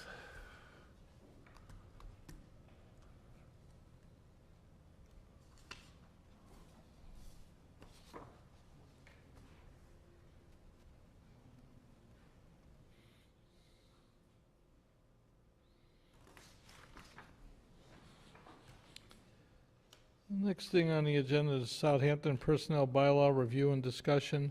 I do not know if the board had an opportunity to review this, but I did review some of this, and I sent my comments back to Ed so that it would end up in the report. I found a number of concerns. I don't have them listed with me here, but I can start off with one is it conflicts with the town moderator's conduct in town meeting. There's a discussion there relative to certain things. Oh, look at that, I even got my comments. Basically, it's Article 1, Section 8A. The language conflicts with what the moderators do. Can we just back up a second? Can I just, Sure. Yeah. So what we're talking about is the Personnel Policies and Procedure Board has put together quite a long time ago a document which is the personnel policies for the town for all town employees. And it's pretty lengthy, but it's also been on the docket for a very long time. So the hope is that we would somehow come to a way to approve this. I also reviewed it and have a number of comments. So similar to what we've done in the past, can we start by going over sections or come up with some way that we're going to review it together? Well, I don't have a printed copy in front of me that I highlighted my comments to. Okay. Wasn't expecting to spend the evening going through those large documents tonight. So, we had talked about this. Can we just set up a separate meeting to go over this? I think we should, because just for myself, just to give you an idea, you know, Article 1, I see a conflict with the moderator on stuff. Article 2 is restrictive, and it also appears to be duplicated in the new section of Article 2. Article 30 You're needs... saying article, I don't even see where it refers to articles. Well, that's what I mean. I need to go back. I understand this because it gives me the article number, the section, and it gives me the line. And that's how I put my notes together to give it back to the town administrator. What I'm going to need to do is go back to this and actually highlight these sections so that you can see what I'm referring to. But what I'm getting at is I'm looking at this and there's a number of issues here that I think that we have to discuss, but I don't think, I know I'm not ready tonight to do that. Yeah, not all the 80 pages. No, and, you know, and then there's things that happened at town meeting that now need to be readdressed in this. I think a separate meeting, start at 5 o'clock and just plan, Yeah, and be just here do for it. 3-4 hours and, Yeah, but I don't see us going through this unless you think you can do it. I mean, you know. Well, I have a couple questions, and I ended up reviewing it in anticipation of today's meeting. So, yeah, I mean, it's a long document. So are the bylaws. We knew that we had 2 documents to review that were very lengthy tonight, and I have a few questions, but I was under the impression that we were going to give our comments back to the town administrator, and he was going to give them back to the bylaw committee. That was what I thought. wait a minute, was we're gonna not, we're not talking about bylaws, we're talking about the personnel. Well, personnel, okay. Arthur Lawrence, 113 Crooked Ledge Road, Chairman of the Personnel Policies and Procedures Board. We are not talking about the bylaw. We can't talk about the bylaw. The bylaw can only be talked about at town meeting. We are talking about the rules and regulations, which has a separate section, and I'm looking for a signature or an approval from the board. I've been looking at it since 6/23/2016. And it's getting frustrating as heck to have to come here. You've had that document for at least 2 weeks, maybe 3 weeks, and I can't believe you haven't had a chance to review it. We had town meeting last week. Well, sorry. I got a lot Sorry. of meetings too. And, you know, we spent 2 years working on this document. And it's been in effect here in town by in-town employees since then, and without any approval from the select board. So, you know, I'm pretty fed up with this whole process. And like I said, we've had 2 public meetings on this. I don't think anybody here attended them. And we've worked darn hard to get this thing done. And we just, you know, and I understand there are typos and there's always that type of stuff. But this is the best we can do. We are an elected body, and we expect some action here after 2 years, almost 2 years to the day. So that's all I have to say. All right, can I just ask you a question? Yes. I reviewed it, and I actually did not send it to Ed, but I'm happy to do that because there are some formatting things, but I also had some questions about some things. I wasn't part of the previous 2 years of bringing this to where it is, and I'll do whatever I can to get this approved and out to all the employees in the town. I just had a question about content, if you could just answer something. I'll try. So what I saw is that there is a change. The Council of Aging Board had voted to actually have the director of the senior center be the department head. So under the section where you're referring to the senior center, and as opposed to the Council of Aging Director, it would be the senior center director as a department The head. latest name? Pardon me? That's the latest name? Yeah. Senior Center Director? Senior Center Director. I mean, Janet can verify that if you want, Okay. but that's one of the things that I think changed. I had some general questions that I can just ask Ed. It has nothing to do with, Yeah, I mean, I've got some of your questions here. You said, who is Corey certified? When this was handed over to the select board 2 years ago, it was Heather Rudravich, town Right. administrator, was the Corey officer. Mhm. We also have a Corey officer in the senior center, and I believe that's Flo. I'm not sure if Joan is. They also are supposed to handle all the documents and make sure that they're disposed of correctly. I just cautioned a couple of things here. We did not put in the dress code. And you had mentioned something about workplace safety and culture policy. The only problem with doing that would, the way I read the bylaw, that we would have to have another public meeting. yeah. So if we added that, we would, Yeah, the comments I made were, I was just curious, who are the Corey officers in town?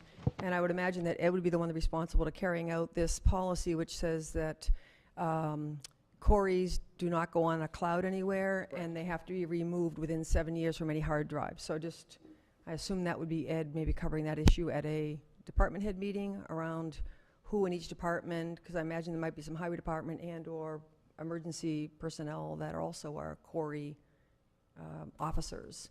But that wasn't something that was going to hold up this. I was just curious.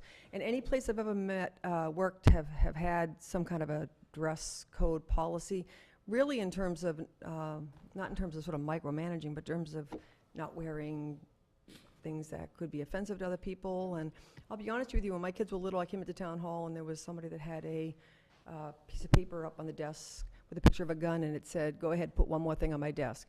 So I had to kind of explain to the kids that maybe that wasn't the best place to put that thing. So I think in terms of workplace safety, culture, I think it's a good idea to have a policy, but I wouldn't want to hold up these personnel policies because of those two things, but maybe put it back to Personnel Policies and Procedure Board to discuss whether that would be helpful to have a policy on those two things. I think they would be. I would But, think. I mean, otherwise, I'm happy to send this to Ed and then bring it back on May 22nd and discuss approving it. Any questions we have? Okay. I mean, I didn't have that many questions on Now, it. Most of it, excuse me, Rainey, the changes we did make were the changes the board wanted. They wanted the old disability. We wanted to get rid of that, and at the time, we thought the town was going to take care of the disability insurance. When the town found out it was $10,000, that quickly got dropped. So we put the old one back, and because of the old disability, we had to put in the old sick time. mhm.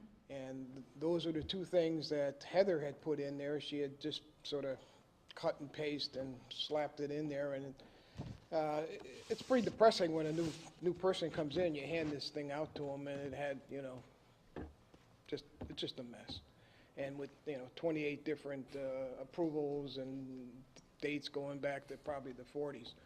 So that's all we're trying to do is, put in the latest stuff, FMLA, things of that nature, bullying, all the things we could think of, and we've got some pretty high-powered people on the board that really help with this. And, maybe put it into a booklet or something where you can, something nice that you can hand out to an employee. So that's what we want to try to get done. Can I ask another question? There was Sure. a section about the sick leave. This was one of the only other content questions I had. It said illness, injury, or disability self-imposed or resulting from the use of alcohol or drugs may not be considered proper claim for leave under this section. My only question is this consistent with the American with Disabilities Act and that any disability rights? I don't know I would want someone to chime in on that. I don't know if this was just, is this part of our insurance that says this, or is this the committee that says that? Because to me, I think that would, I don't know, I just feel like it's problematic. I don't think that, we did not change that. That was the original one, so I couldn't tell you really, but we can Okay. certainly look into that. But Okay, that comes from the original sick time okay. policy that we had. and So still do we have. want to set up a time to go over each section and bring up questions and finalize this and approve it? Is that what the plan is? We're not meeting next Tuesday, so I can do it next Tuesday. It's the town election.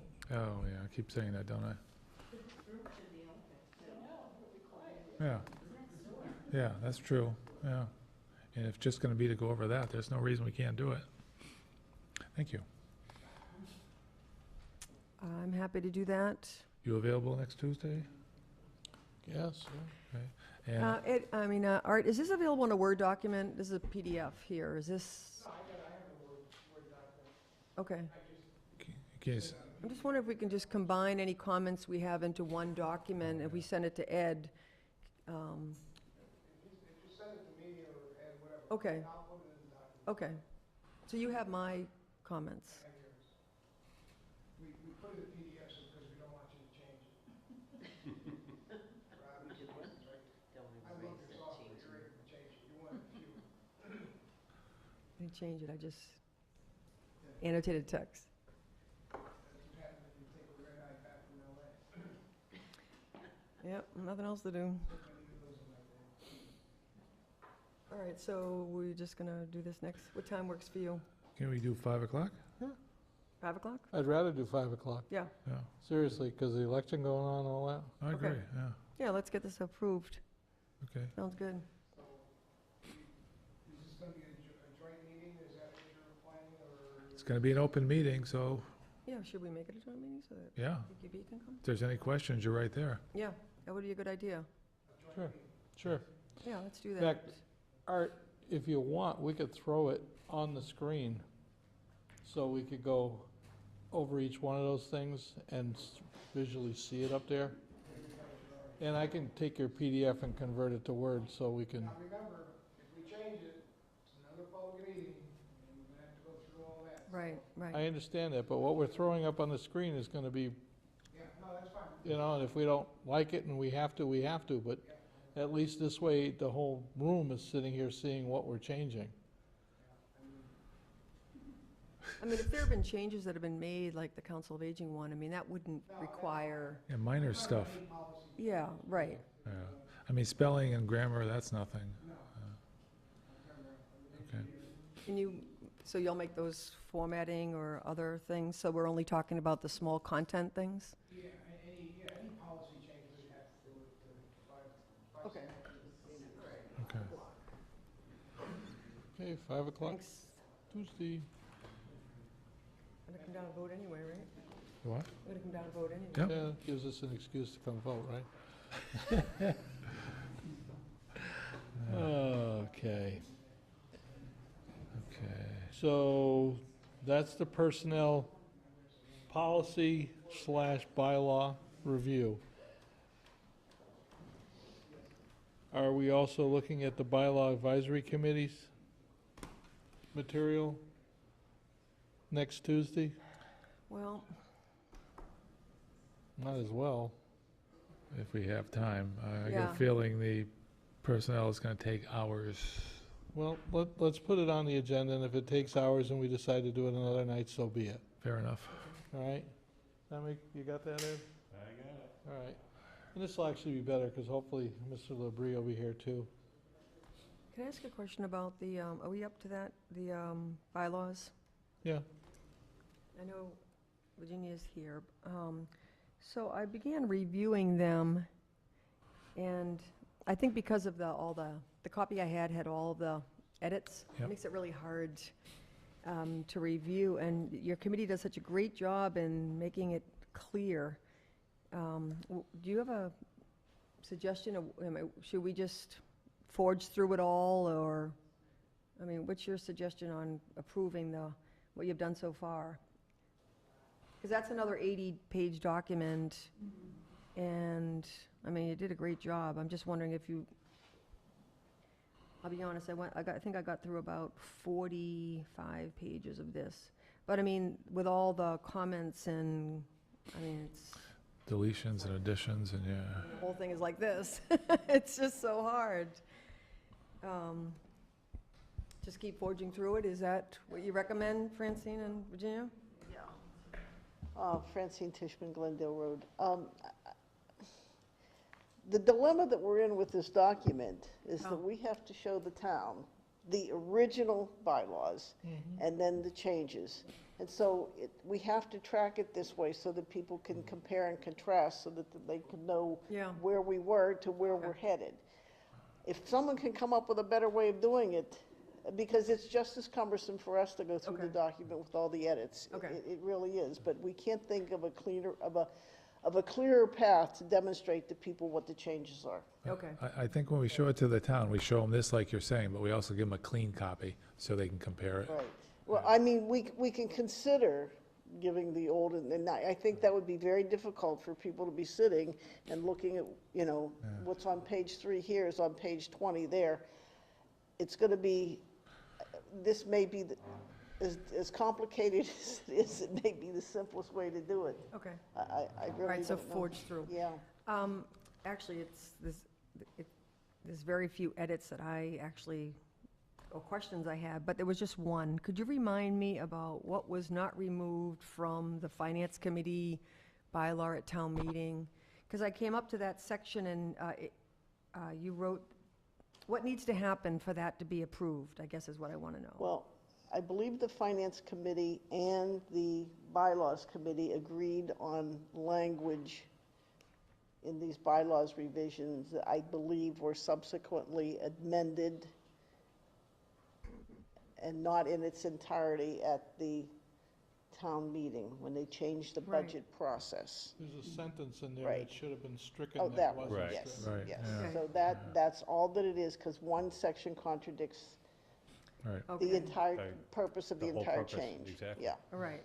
So at some point, then we have to just remove "and no person holding other Right. elective appointed." Yes. Okay, so that, if that's stricken, then the rest of it's Then fine. it makes sense. Then the following page is suggested version from the Finance Committee, and it's a lengthy one section up through 8. Is that in addition to the bylaw on the previous page, or in addition to?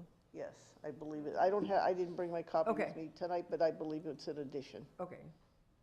And there's nothing that is in that suggested version from the Finance Committee that contradicts anything previous? The only change you're making is to remove what should have been removed in the previous In the bylaw original review? one that went Okay. before the town, yes. Okay. Okay.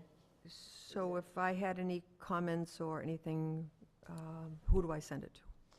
Velda. And I have her Miss her. personal, Please accept I the have her resignation. Oh, she's personal still here. email. I know that. I'm kidding you. Oh, she passed on. Janine, yeah. Oh, okay, all right. Well, there Janine was is really has Okay, controlled most of the document at this Okay. point in time. Okay. okay, thank Thanks. you. So we'll add that to next Tuesday? Is that far we go? On the tail end, yeah. Okay.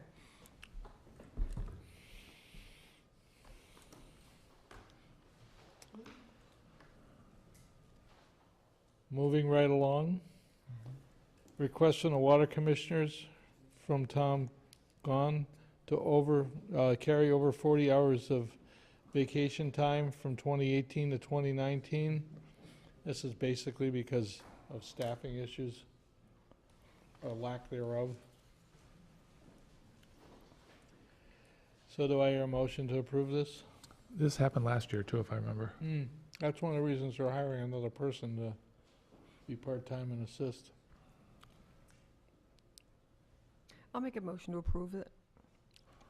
Wait a second, Second. discussion? I do believe that the Personal Policies and Procedure Board did make a suggestion to this. Am I right about that, Ed? Did they, PQB chime in on this in any way? Not that I'm aware of. Oh, thought I remember reading something about that.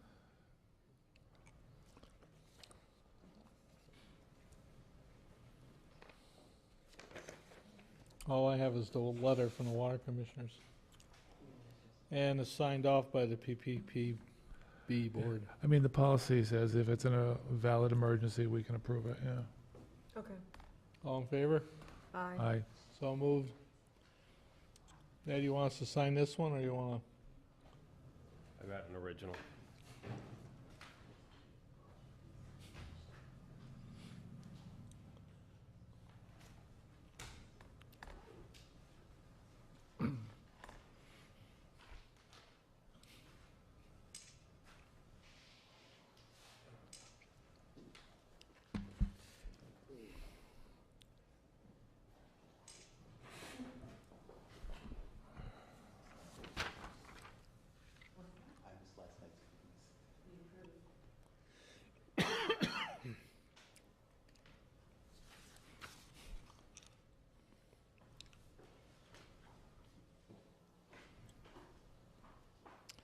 Okay, the next thing on the agenda is any other necessary business that cannot wait until May 22nd.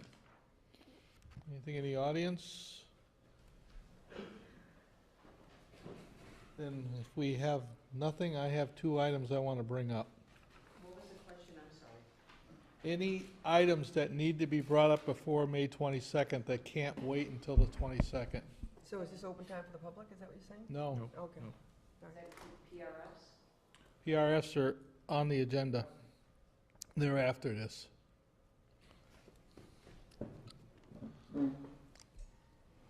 Two questions. One, the emergency generator for this building, the money came in, correct? Yes. Ed? And you're putting out quotes? It would actually be bids, There'll be bids? yeah. I notice I say bylaws, Yeah. they say this, if I Yeah. say bids, I'm getting used to this. Yeah, I'm almost finished with that to get it out. All right, the next question. We allocated money for the front door of this building to keep the winter out. Can we ask the town administrator to start moving forward on getting quotes or bids or something to get that moving? And can we use Green Communities money? Wasn't it already approved as community preservation? It was, but there's no reason we have to use that money if we can get the money out of another source. Hmm? Then we just roll that back to community preservation. Yeah. I'd rather use outside money rather than local money. Yeah, I agree. So if that was on a warrant for town meeting that said from community preservation or Mhm. presented, you Yeah. can still go ahead and use other money if it's a grant or something? Yeah, because all that'll happen is we'll go back to community preservation and ask them to go back to town meeting and transfer the money back into community preservation. And usually the articles say, or any other action. Okay. And I'd much rather take and use state money to do something than use local money. If that's all we can use it for. I mean, if there's another need, well, that's That's why different. I'm asking the question. Yeah. Sir? We could do that, but DOER is going to have to approve it, but I've actually got a meeting later this month, or later this week, I should say, to go through some things, and the front door was on it, the insulation Nope.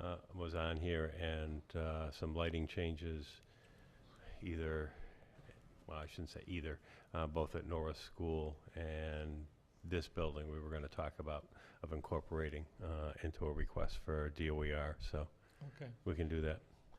The reason I bring it up is because I know how many months it takes from the time we initiate something till we actually have something constructed. That's all. Yep.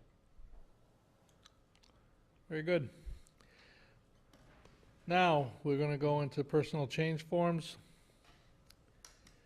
Thomas Wright, professional firefighter, paramedic, resignation. Kelly Stanton, professional firefighter, paramedic, resignation. Keith Darnold, professional firefighter, paramedic, resignation. These are pretty much just routine. And now we have a Jennifer Day, interim treasurer collector, emergency and full-time, May 15th. Time through May 15th.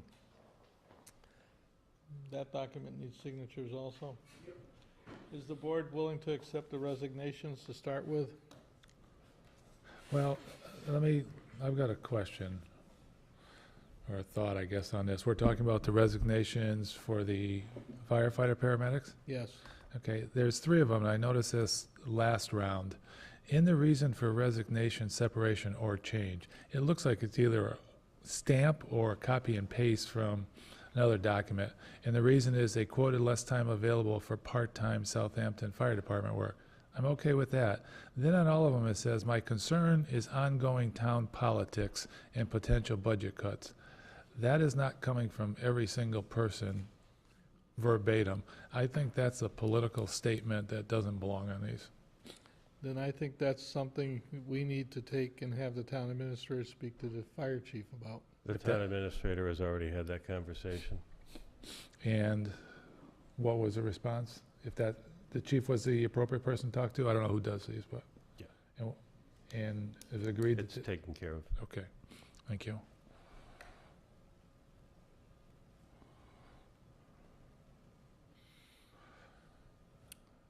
So I'll make a motion, we accept the 3 resignations from the fire department.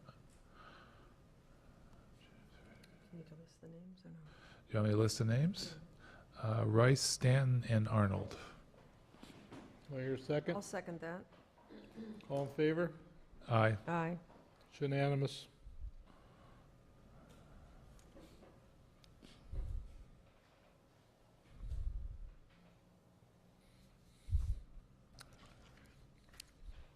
Certainly does look like a boilerplate stamp, doesn't it? It does, but with the electronic means, you can copy and paste. Oh, I know. So I know. either way, it doesn't belong there. Yep.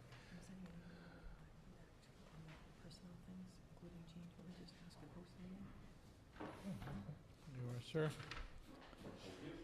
Now, the next one is the treasurer collector, interim treasurer collector. And it looks like we have the emergency as well as the regular. I'm not seeing where one's an emergency. Am I missing something? I'm guessing only because I'm seeing 3 signatures. It says emergency on the agenda. Principal accessor. I know, but it's the form that counts. It's the form that, yes, it's emergency. It's marked right here. Which one is that? They've got replacement on both, so what I'm seeing is not what you got. Okay. I got temporary. I got emergency.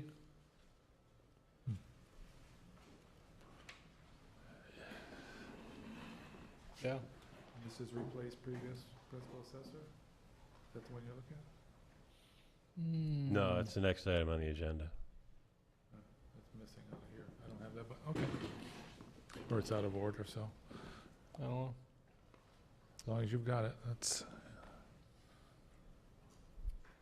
Well, do I hear a motion on the emergency and on the temporary?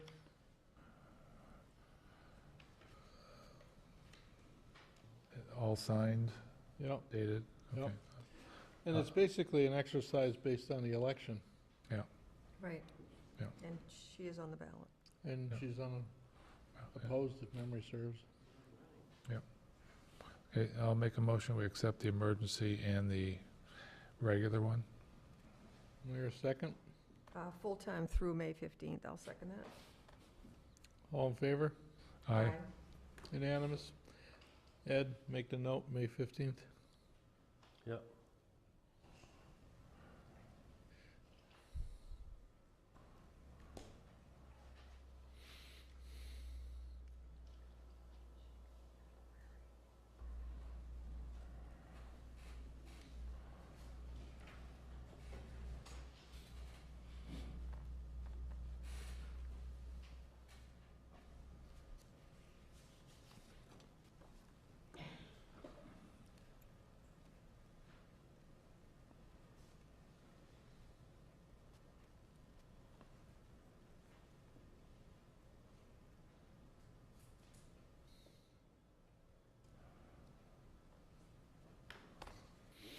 Charlie, can I ask a question? Ed, what was your start date, Ed? Mine? Yeah. January 8th, I Okay. believe. Because I think in reviewing the personnel policies, it just reminded me that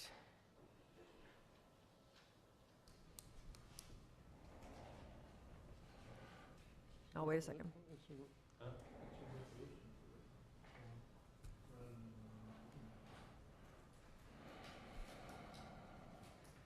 That's what I got. I wouldn't name it that, that's all. Would you be referring to my 90-day probationary That period? is exactly what I'm referring to. Oh, don't tell me he's on his way out already. No, but I think what you're supposed to do is fill out the self-evaluation form. I kind of noticed that when I was going through the reviewing the personnel bylaw thing myself, so. Maybe we can put that on. Okay, thanks. So, You're welcome. so we should put that on an agenda a couple weeks down the road, Yeah, a couple of weeks down the road, that would work. okay? Let's talk about one of our favorite subjects, new restaurants. Well, I got a You got piece, one more item. I got a piece for the principal assessor. Yeah. You're hungry? Is that what the problem is? Always, Charlie, always.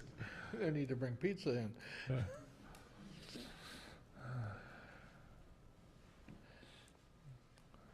Here, do you have the form for the PCF? Yes, I do. Or PRF? These acronyms are gonna kill me, man.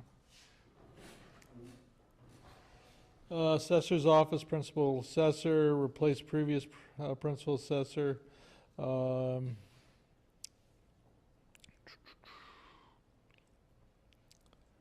It's approved by the personnel board, the finance committee. Yep,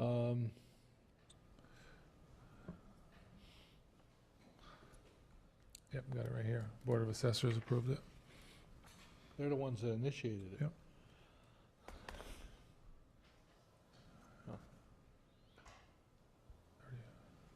Okay, I'll make a motion, we accept it as submitted. Do I hear a second? I'll second it. All in favor? Aye. Aye. It's unanimous. Do we all need to sign it, or just you? I just sign it. Oh, Janet's always taken my signature and never seemed to have an issue with that.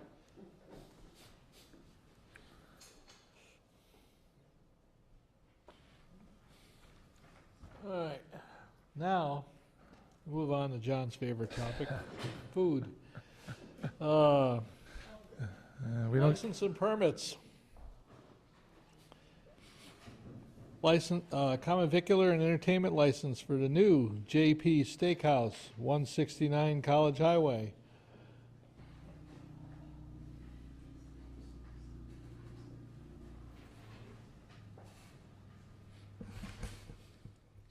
And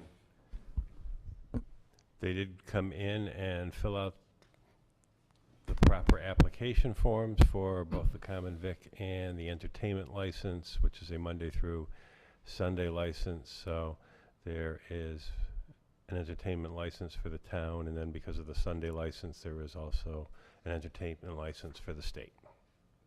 Everything Is in order. is in order. When's her opening date? It Well, was the 9th. Yeah, last I heard it was Thursday, so, yeah,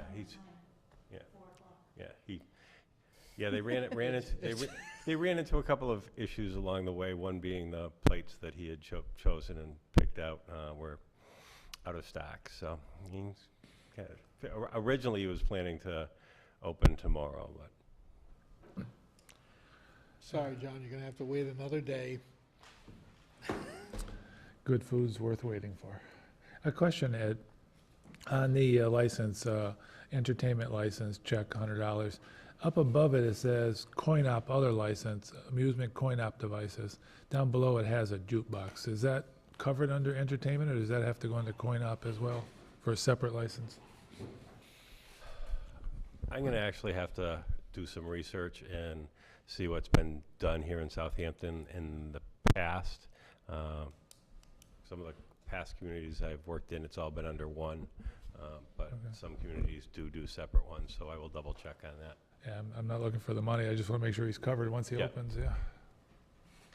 Okay, thanks. Do I hear a motion to approve all licenses applied for? All of them, you're going to do them all at once? For JP Steakhouse? Just for Oh, JP. Okay, all right, yeah, so moved. Second? Discussion? All in favor? Aye. Aye.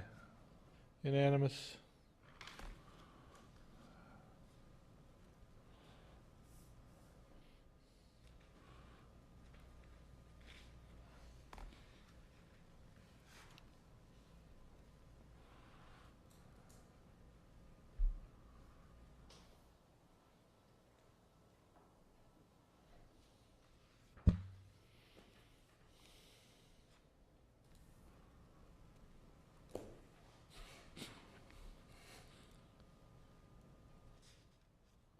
Well, that's interesting.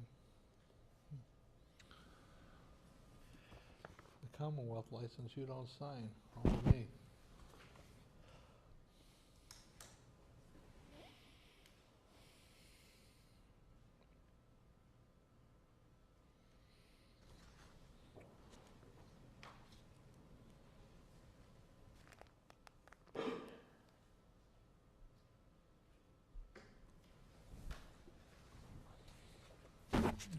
There you go, Rini.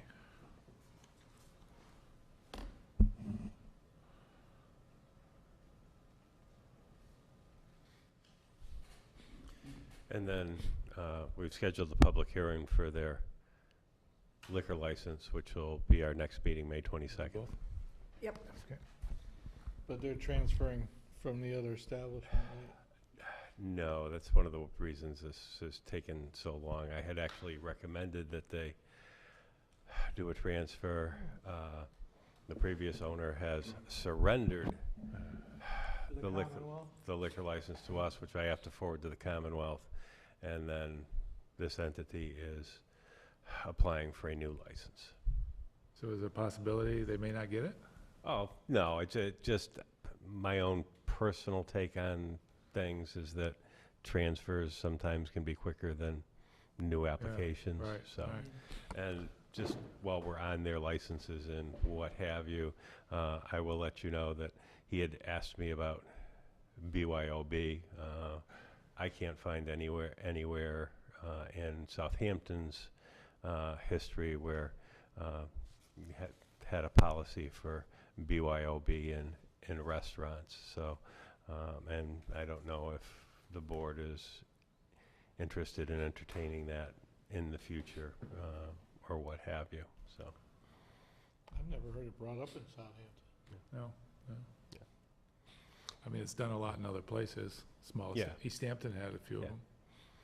Yeah, it was one of the things that he had asked about, and I looked it up and said, no, we are not a BYOB community. He had asked about, one-day licenses. However, if you either have a liquor license or actually are pending for waiting for a liquor license, you're not eligible for one-day licenses also, so. All right. Hopefully it goes through. Okay, the next license is for the Council on Aging Director for one-day beer and wine, Friday, June 22nd at the Senior Center. It's a party for the volunteers Right, to celebrate the volunteers. from 2 to 6. Do I hear a motion? So moved. Do I hear a second? Second. All in favor? I just questioned, have we ever done this before at the senior center? Yes. Yes? Okay. I think it's fairly new. That's what they said at the Council of Aging meeting, but I thought there was one years ago. Yeah, maybe. I'm wrong. Maybe I'm thinking a library. Is there any liability we should be worried about? Bringing people in, serving them wine and malt? they plan to buy the single-serve wine and offer it as opposed to, It said a bartender certificate, okay. So I'm assuming there's a bartender and approved wholesaler, it says so. Yes. So liability-wise, or do we know? We should be all right, yeah, with our Maya insurance. Okay.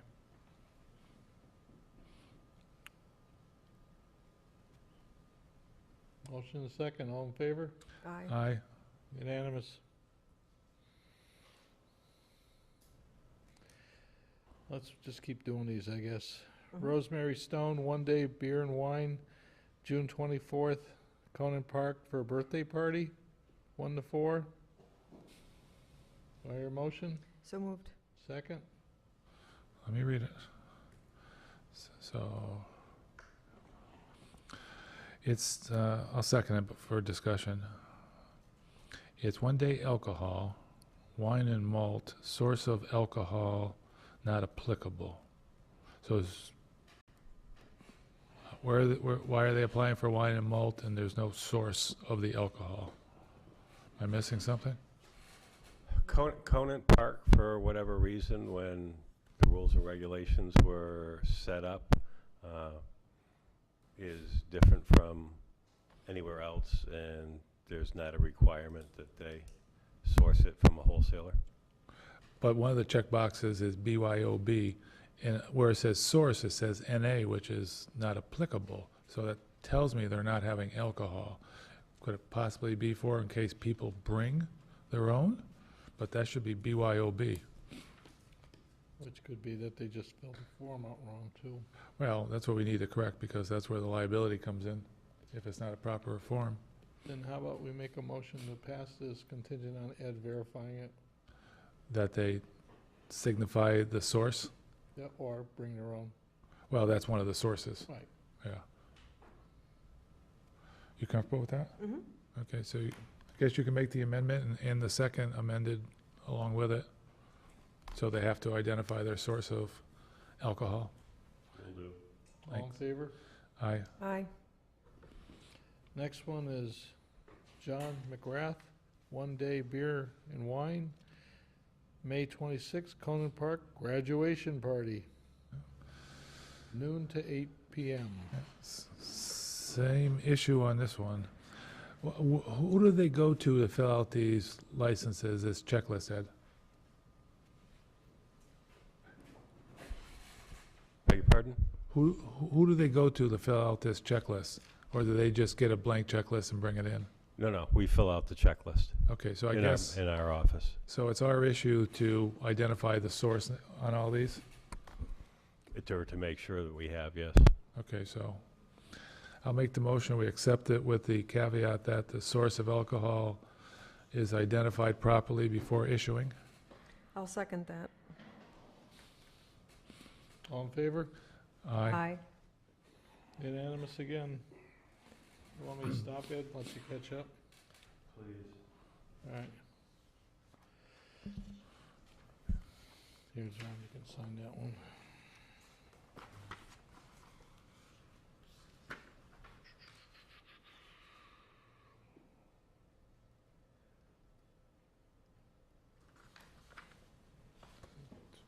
Just one place?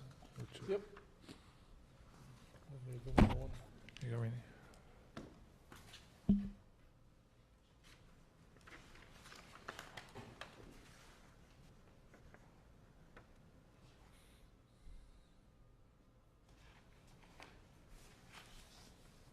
You got Just John one place, I McGrath. guess.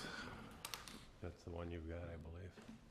Rosemary Stone, Council on Aging. Did we miss one? Because I only had two. I think you got the third one, right? Yeah.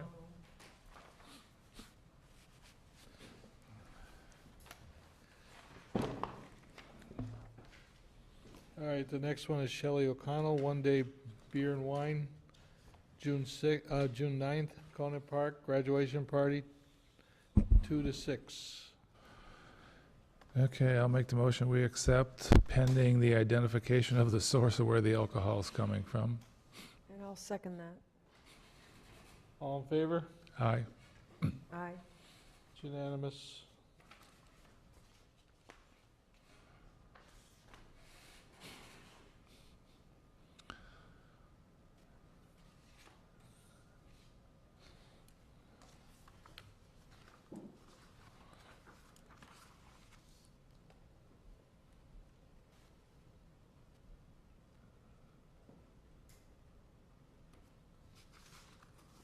You go.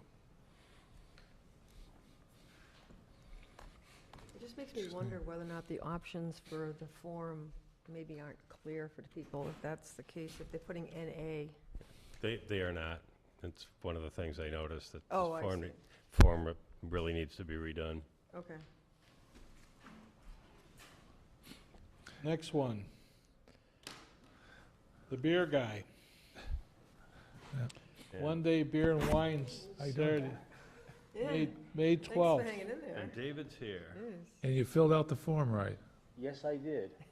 I was also under the impression, when I spoke to Ralph Sacramone, who's head of the ABCC, when I got my business license, that if you purchase from a wholesaler, the wholesaler is not allowed to give it to you unless you have a transportation license to be able to transport it to where you're going. I have a transportation license, which, I've never heard that one. yeah, that's, there was just a huge alcohol seizure. I don't know if you saw it on the news. The guy who had, 12 cases of beer in his car, he was going to a party, got a $5,000 fine. Really? Because you're only allowed to transport 5 gallons in a passenger vehicle. So, those are, I think you got Tammy worried. You are real trouble now. if you get caught with more than 5 gallons of beer in a vehicle, it's a $5,000 fine. So it's something you want to, if something you want to go onto the or even call Ralph Sacramone, because he's the head of the ABCC. Was the one stipulation, because I transport so much of it all the time. Yeah. So unless you have Unless you have a transportation license to be able to pick it up from a wholesaler, like I buy from Williams Distributing all the time, faithfully. They have a copy of my transportation license and an open container license, because once you tap a keg of beer, it is now considered an open container, because it's open consumption. So that license covers you to carry it wherever you're going from event to an event to an event. How much is in a keg, gallon-wise? More than 5 gallon? 15.5 gallons is one keg. So one keg, technically, you're not My supposed to trailer transport. that you saw, I keep 80 kegs of beer in there. Really? So Yeah. just think, if I didn't have that license, for every 5 gallons over, it's 5,000 for every 5 over. What if they delivered? What's that? What if they delivered? That's Then fine. it's fine. Williams will deliver, but I think there's like an $80 charge for them to deliver, and you have to spend so much money for them to deliver. So are we responsible for, if we issue a license and they pick No, up? we're not responsible. No, that's what I'm that's on thinking. the patron. That's Right. You're just offering them the service to do that. But Yep. if they go and get stuck with it, I get worried about that. So we're actually looking at 3 licenses here. We're looking one for May 12th, we're Yes. looking for one May 16th, and one June 27th. I want to Yes. make sure that got into the record. Yes, I applied for all 3 of them at once. I figured it would be simple than trying to come back here 3 different times. That's fine, but if I don't say it, it doesn't end up on the record. Okay. And Well, looks like you got 1 permit. I like when you're thinking ahead. It makes Yeah, it easier. I try to be proactive, because I'm doing stuff for MGM now. So I had a meeting with the city of Springfield this morning, because MGM wants to do their big grand opening party. So we just kind of discussed their whole outside venue thing, and that whole transportation thing came up again, of where you buying it from. So, do I hear a motion to approve these 3 licenses? Let me look at them all, just.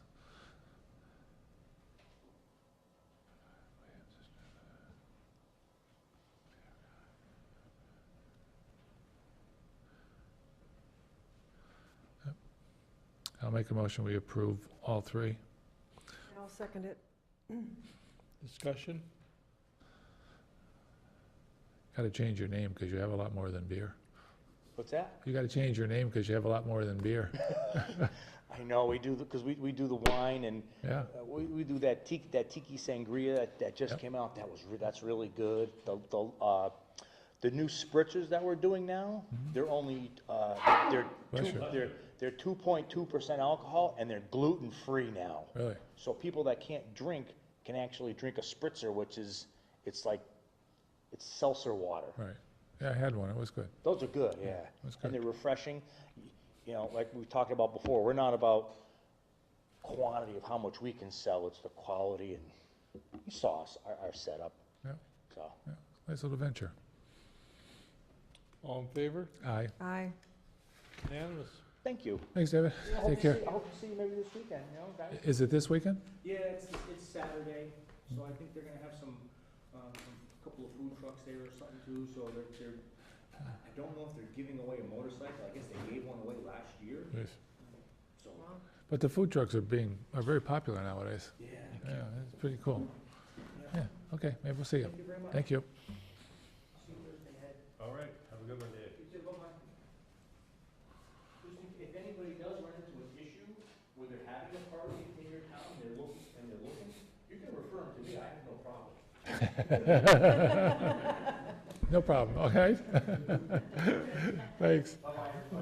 Little advertising there. Is that what that was?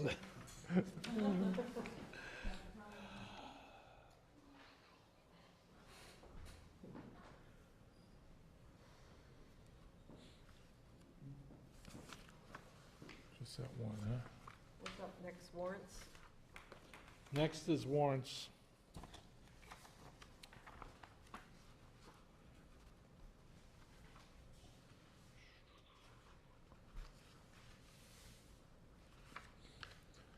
Do you have the third one there, or The third one. did we approve 3 of them for him? It's in my hand. Oh, okay. So I was asking you. I gotta sign it. Okay.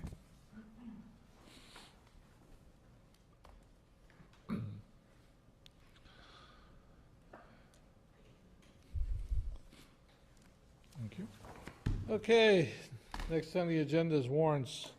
I sign W 18-41V for negative 109.86. That's an adjustment on an account. P 18-42 for $266,736.50.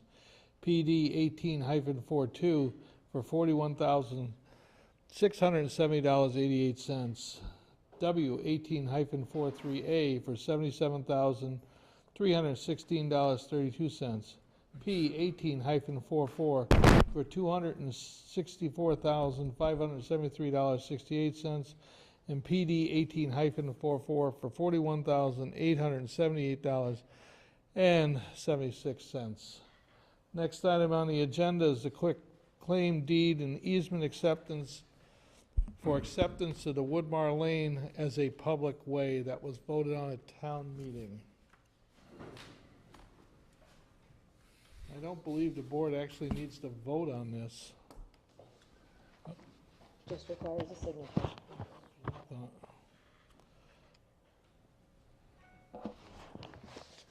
Oh. And you were worried about being here at 7. That's okay.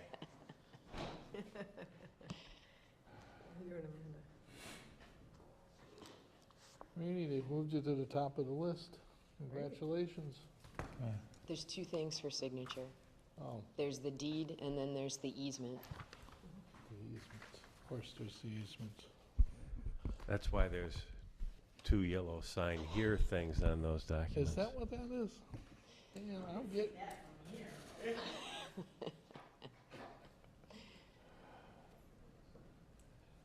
Young lady.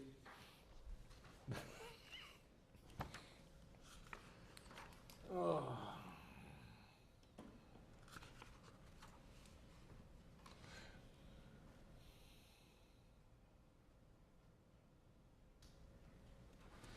I don't mind them moving you to the top of the list, but I can move to the bottom.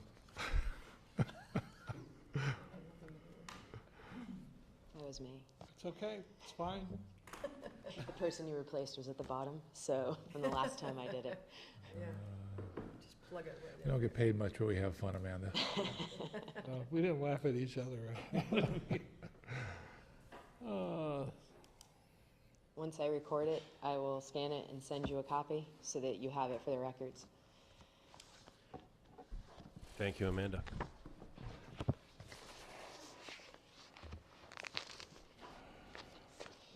Okay, you got both of them, right? I'll take it. I'll notarize it since I watched you all sign it. Thank you. Yeah, thank you. Thanks. Have a good evening, Amanda. Thanks. Okay. Next thing is minutes to be approved. I have a question. Do we want to go over these without Mr. Labrie here? You know, it's not gonna hurt to wait until, put it on next Tuesday. That's a quick item on the top of the agenda, maybe? Okay. Because he often has questions, so, And he was involved in all those Yep. minutes. agreed. Okay, moving forward. Calendars and announcement. Next selectmen's meeting is next week, May 15th, followed by a selectmen's meeting May 22nd, followed by a selectmen's meeting June 5th, followed by a selectmen's meeting June 19th.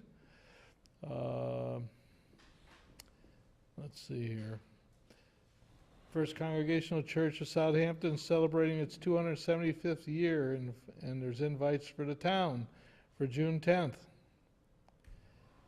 And this one, I do not know what it's about, but it's the grand opening of Du Pas Fit, Parkinson's Movement Center, and there's invites to the town for Saturday, May 12th, noon to 4 o'clock. And they would like to know who would be available for the ribbon cutting ceremony from the board. That's this Saturday, right? This I'm out of- Saturday, my daughter's graduating from Yeah, UMass. And I'm not out of gonna be town. I have another meeting at 9:30. This is at, what time is the ribbon cutting? At noontime to 4, it Is- says. you know, that's happening right at noon?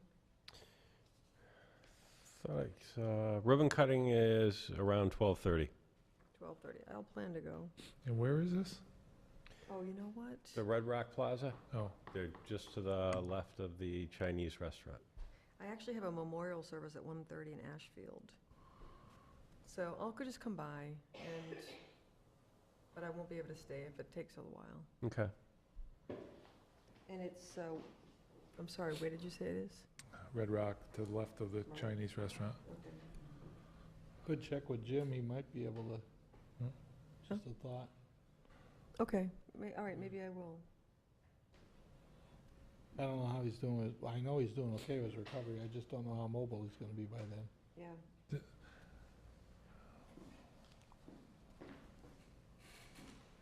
Okay, open time to the public.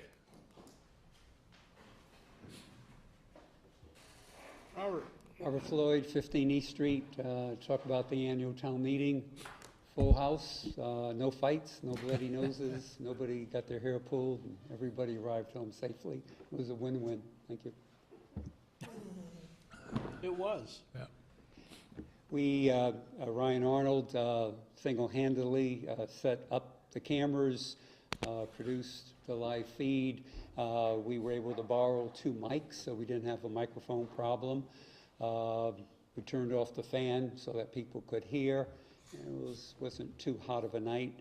The speakers in the back are the school's responsibility. Must admit, they're not the greatest. But a lot of passion, a lot of participation, and great community spirit. It was good. Yeah, thanks for moderating it. It went smoothly. Any questions? Yeah, did we make 300 people there? There were over 300 in the room, the little ones, and some don't vote. I didn't check with it, but for the one vote that we had, it was 210, 290, it flirted at 300. So we had over 300. So moderated. Which is impressive. Yeah. Yeah, I believe it was the second largest that I was involved with, and people behaved. They were there to participate. It was great energy. And yeah, there has to be, 4 corners, there has to be rules, guidelines to have the order, but allowing everyone to speak twice for 5 minutes each is a large opportunity. Some towns don't allow that. Some towns probably do more. That's why they go 2 nights, 3 nights. And so we've evolved with traditions and guidelines to have some wiggle room to make it work. The idea is to let everybody speak, but try to get home the first night and not come back. But all it takes is one person to ask for some information, which historically has happened, and make a motion to postpone for time certain the next evening, and then the town votes, the meeting votes. And it could be we show up the next meeting. We've also had other situations where I think somebody went home and got it. I remember that one. I don't know how we pulled that off, but I remember it now. And the person came back, so we sort of postponed the article, and the person came back with the information, department head, and we were able to continue without being adjourned. So, and you never know what's going to happen. I still remember a town meeting where we used to chase people down just to get a quorum. Oh, and way back when, yeah. Yeah. Well, I believe with Channel 191, people can see it. There's the moderator's information session, now taking credit for that, but working great with Ed, and I thank you and appreciate your cooperation and working with the moderator before. So a little bit of this, a little bit of that, it adds up. And we can easily have more. We have a second room that's set up. I'll be meeting with Easthampton Media in case that happens, to have more procedure like we did once. But when we did it, where they could hear what was going on in the room, they were voting separately, we're adding everything in, article, then came the one they were there for. And they all rushed out of their second room into this room. There was 570 some odd, and it went well, and it was a mass exodus. So. Very good. Thank you. Can I ask you a couple questions? Sure. Did a great job. I think everybody appreciates not having to go to another night, no matter what happens. I mean, I think that would be a very difficult thing for a lot of people. I noticed that there was a very lengthy sort of, in the beginning, preamble of the procedures, and it actually served to get everybody checked in, I think, before the first votes. It doubled both. I started at 7 knowing I want to start at 7. The preamble was a little longer. My thought is to condense it and then have little tidbits in between the motions, and so that will save time. But the concept is getting it all out on the table. People aren't surprised, and I don't use a gavel, but I've seen gavels used, and they're very heavy-handed. Out of order, next, and I don't want to use a gavel. I don't want the drama of it. And but when the moderator rules, the moderator rules. Anyone can challenge the rule of the moderator. Yeah. But the point is, once the moderator says whatever is out of order, the concept is for the person to continue or sit down, but not to debate the moderator, unless they call for a point of order. So there's a procedure for everything.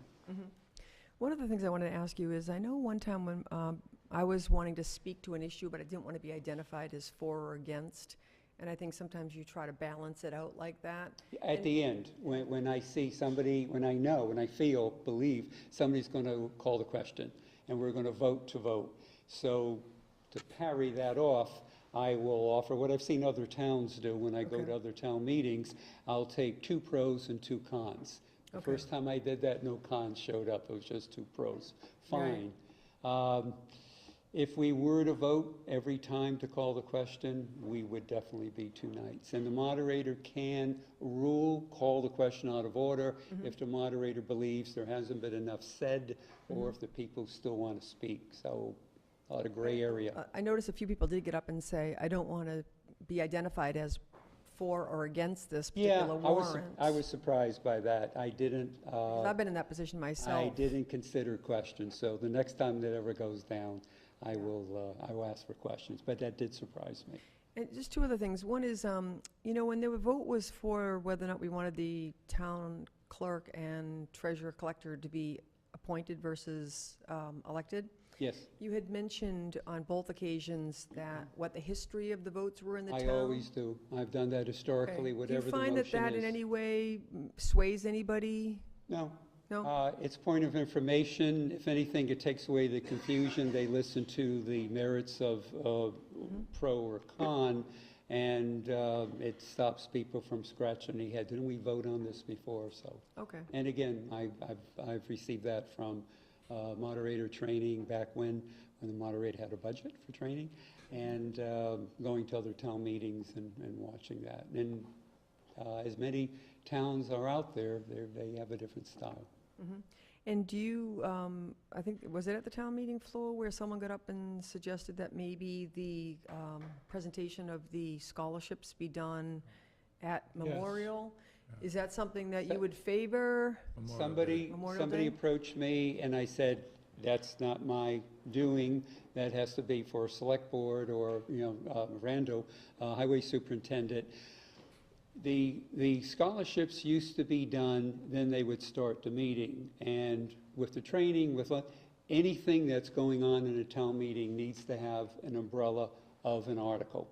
And a motion is made on the articles. That's why they're part and parcel with the first article, the second article.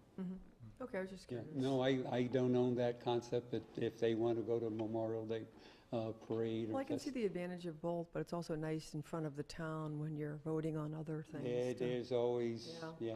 Okay, thanks. Okay, cheers, thank you. Thanks.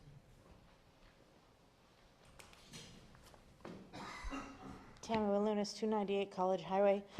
To answer that last question that you just asked about, Randall addressed Jessica on that and said that he likes having it at the town meeting because there's more people there and it's in front of the whole town. And now, especially because it's televised, recorded, it's, anybody can re-show it to their family members, and because it's all taped, which is really nice. So my main question tonight is, I did not see anything on here about net metering, and that was something that was brought up last night at our school committee meeting, where they found out that the solar panels were not interfacing correctly with the billing, and nothing was showing up. Has anything been looked at? Are we showing any credits Was yet? that Norris or Hampshire? That was Hampshire. So now we're like, you're gonna be getting credits We're all now. part of the same agreement. That's supposed to be now taken care of, so we should start to see them on the next bills. Okay, In fact, I think, I'm not sure, but I might have seen a small one on the Eversource bill I got yesterday, but it was so small, I'm not positive. okay, Was it an issue that Eversource messed up that we should get a back credit on? yeah. It was, Well, I don't necessarily know if it was Eversource. If you ever saw the string of emails that's gone back and forth in probably the last 3 or 4 meetings, you would go, oh my God, does Yeah. this stuff Wicked ever work? off. Yeah, Really? But, yeah. Okay, so we got it corrected though. yeah, well, it's been corrected and going forward now.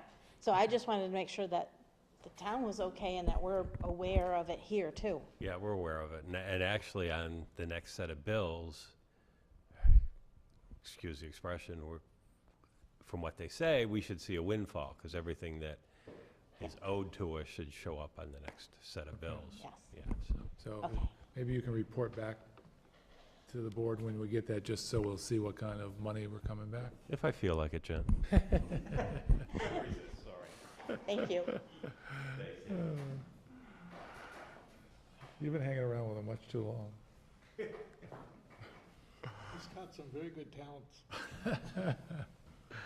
Okay, we're now going to move into executive session.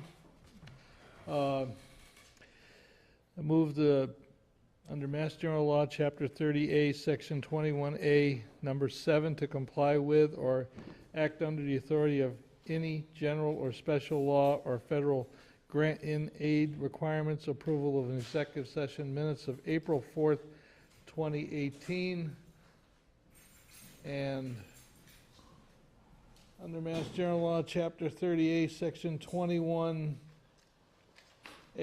Number 7, to comply with or act under the authority of any general or specific laws or federal grant-in aid requirements, review of the executive session minutes of the Board of Selectmen, and consideration of potential release of minutes or any potential therefore for August 22nd, 2017. Board needs to vote to go into executive session, roll call vote. But Okay, I need a motion. I'll make a motion, we go into executive session. And I'll second it. Vote. Groden, aye. Martin, aye. Konecki, aye. We're going to take a 5-minute recess so Ryan can shut off all the equipment and go home.